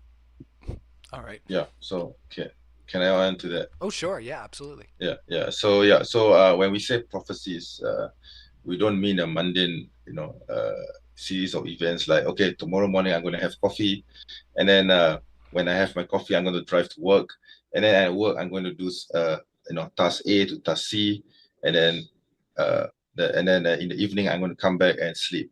So when we say prophecy, it has to be something world shaking, something significant that actually affects the community and life in general. So it's not just a matter of prediction, random prediction, like who's going to win the football match tomorrow between Liverpool There's some background and Atalanta, noise. for example. Oh, sorry. I think that's my son playing. He's on his PlayStation. So yeah. So anyway, yeah. So there's actually I actually have a whole book of hadith which lists out the prophecies of the prophet, and they are graded, and a large majority of them has actually come to pass. So yeah, I believe that as a Muslim, I believe that. Yeah. There's stuff like usury will be everywhere. You'll be affected by its dust. Like it predicts basically like market, like the current economy, like the fiat system. Like it predicts like there's so many things that are predicted, and to be like, yeah, it's just all mundane stuff. Like the point is like there's so many prophecies and they're all true. So like to not believe like these are clear signs, and the Quran talks about that. Like we have you not seen like the clear signs of God, basically.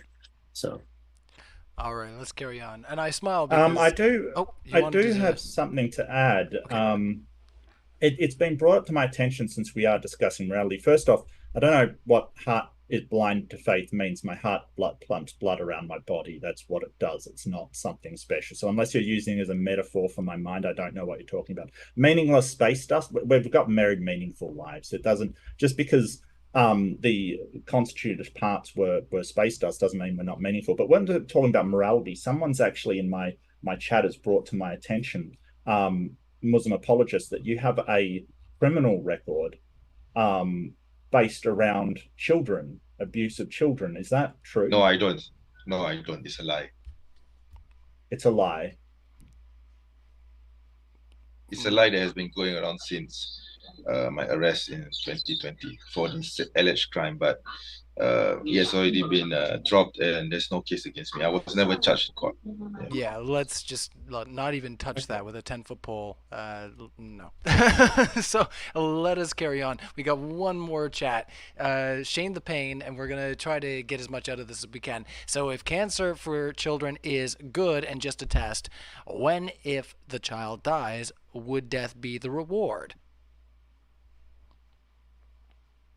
I'm sorry, can you repeat that one more time? So we have this one here. Shane the Pain says, if cancer for children is good and just a test, when and if a child dies, would death be the reward? Yeah, so I mentioned that. So like when children die, they're essentially considered martyrs. They go essentially straight to heaven. So it is in a way a mercy. It can be seen as a mercy to them. So like within the Islamic paradigm. So that's why you see people in Palestine like still faithful to God, and they've repeatedly, you can watch videos of them saying like, my son or daughter was martyred and I will join them in heaven. We'll never leave this land. Things like that. They're talking about that. So like it's literally answered on the daily if you just turned on the news. Yes. So can I add on to that, brother? Sure thing. Yeah. So so it's about expectations of the hereafter, and justice in life, and trials and tribulations, and how we look at it, positivity, which again I need to point out, I don't see this in atheism. Okay, so I think Islam encourages this, and we are always taught to look at the good side of things. Okay, this actually reminds me of that what was the name of that British comedy troupe? Yeah, the life is always on the good side of life. I don't remember the name of the song. Yeah. It is hard to make you out because there's a lot of noise in the background. I'm sorry. Sorry. I'm going to ask my son to mute this. It's all good. I understand the pain. I've got two young ones, and the amount of times that I'm like. So sorry, I remember the lyrics now. It's "There's always on the good side of life." So, Brian. I don't remember the name of the film. Life of Brian. Yes, that's right. Yeah. So that is how actually Islam tortoise. Yeah, you know that the song at the end of it. So yeah, so I always look at this positively, and yeah, Islam teaches us to look at it positively, and like the trials and sufferings of the children in Palestine. I think several days ago, a family of a Palestinian politician were murdered, and what did the leader, what did the politician say in response? He said they are fine, they are in Jannah now, and this is a test for us. So this is how we look at things or problems that exist in our life. Yeah. All right. And also, Shane the Pain carried on to say, great debate. Great job to all four debaters. Keep up the stellar moderation, Ryan. Thank you, Shane the Pain, for your super chat. We appreciate you. Joshua Jamie with our last super chat. This is going to be the last one of the night, everybody. So if you put one in and I don't read it, I'm sorry. Just stop typing now. The fact that it happened on its own is far more profound than a god did it. Any thoughts on the panel? I don't think that's for us. Yeah, I'm still waiting for the proof. I mean, I'm gonna just take the skeptical approach. I'm waiting for the proof that it just happened on its own. That something ever can just happen on its own. Everything we see points to a cause and effect. So, still waiting, guys. Maybe the ball should be on atheist court to just prove that something can just happen on its own. So, well, I mean, a lot of things happen on their own. There's no person rolling a boulder down a hill. It's sometimes the physics that determines it to happen. I don't know what happened on its own even means, because there's always sort of a causal chain that we're looking at. And, you're sort of saying, hey, there's no causal chain for God. It's a necessary state of being. Well, that could just be the universe is a necessary state of being. It's easily counted. But this whole idea that, Dusty, do you wanna chime in here? Oh boy. I mean, not really. I don't care to take upon the burden of proof of that. I mean, I'm not an astrophysicist, so I have no reason to doubt what they propose when it comes to the nature of the cosmos, and many of them certainly don't postulate God. Again, I think we're hasty to jump to certain conclusions, and you say, I haven't seen the evidence of anything coming from nothing. Okay, well, again, we still haven't seen any evidence of God. So until someone can postulate that, I will rely on the scientific method for my. Dusty, that's evident. That is evidence. Like when you say, okay, in no, so okay, for example, like, do you believe in the gravity, right? So I've never not seen gravity work. So therefore, I believe gravity works, or it's true. Does that make sense? Okay, right, but you don't question gravity. Is testable. You don't question gravity. I've never seen something come from nothing, and therefore things have to have creators. So therefore, God exists. It's the same thought process. I'm being perfectly rational. I think you guys are being irrational. Does that make sense? When have we seen a mind without a brain? Okay. When have we seen a mind without a brain? Yeah, but you're taking the thing that you're making the conclusion of it. You're basically saying, hey, we've never seen gravity, which we have. We can demonstrate gravity really easily here. Yeah, I've just demonstrated gravity. But we've also never seen a mind without, like a disembodied mind without a brain, a physical brain of some sort, even though we've seen billions of minds. And as those brains get more complex, the minds get more complex. And you're claiming there is a infinitely complex mind with no brain. So if you're using your own standard of logic, if you can't produce another mind without a brain, then there's no reason to think that God exists either.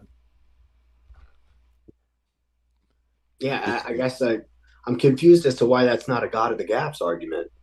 Like you look at it and you're saying, God, this has to be a God. Like I just don't see that. Because I'm not just saying it's individually that. Like I've tried to say like a couple, basically like and I don't want to go too deep into it, but Basically, I'm saying that it's like prophecy. It's the fact that humans intuitively believe this. It's the fact that Revelation talks about the Quran, which is, we believe, is from God, talks about how human beings innately believe in God. We have studies proving this, like, or supernatural, whatever, if Mark wants to disagree and it doesn't account towards a God. But we're saying, like, okay, it counts to supernatural, which is a God, right? We're saying that rationally, that you can have arguments for God.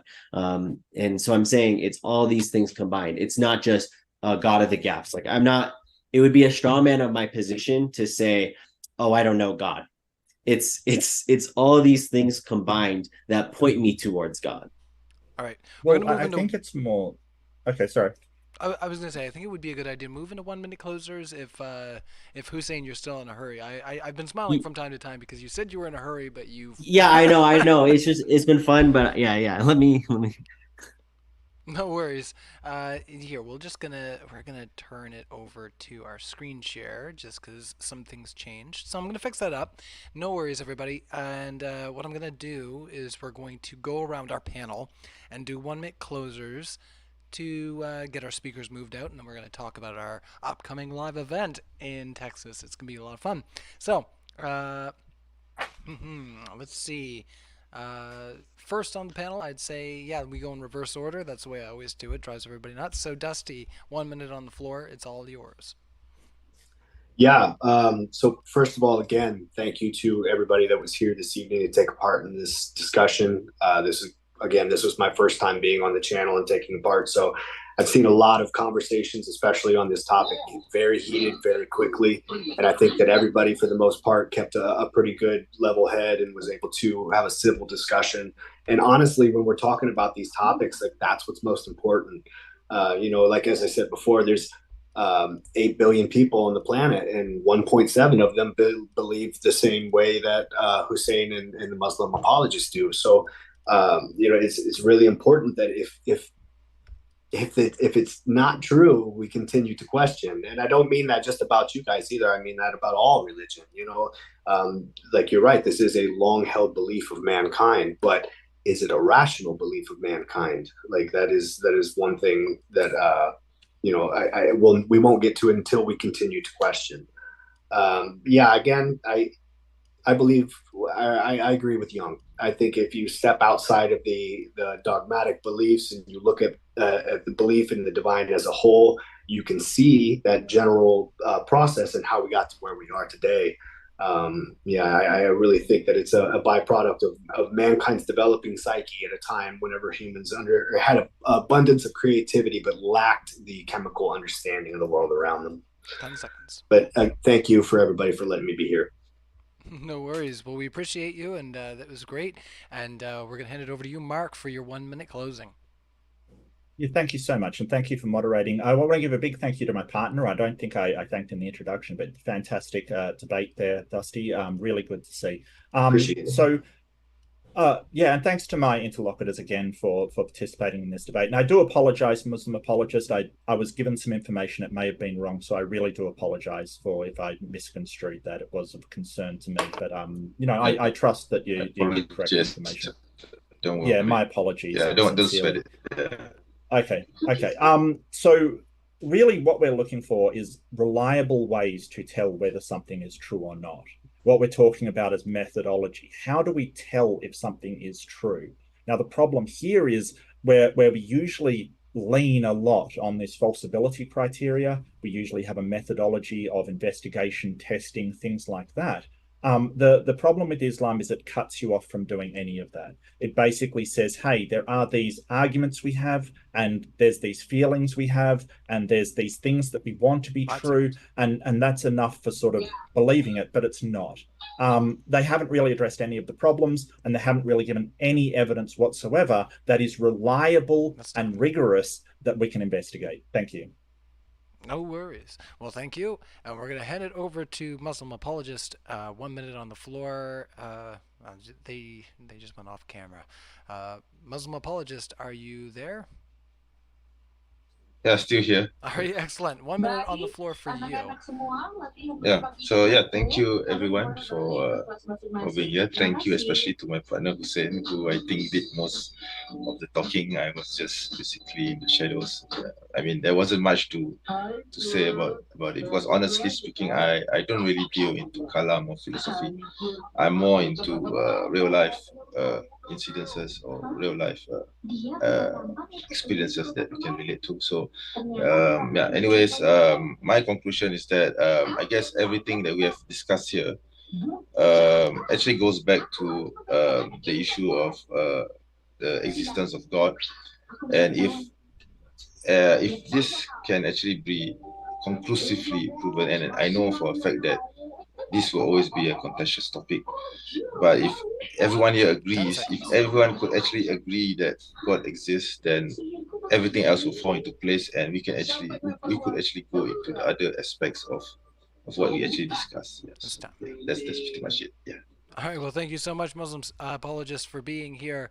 And Hussein, over to you. Last minute on the floor. Yeah, so I think thank you for everyone here, by the way, and thank you for hosting it.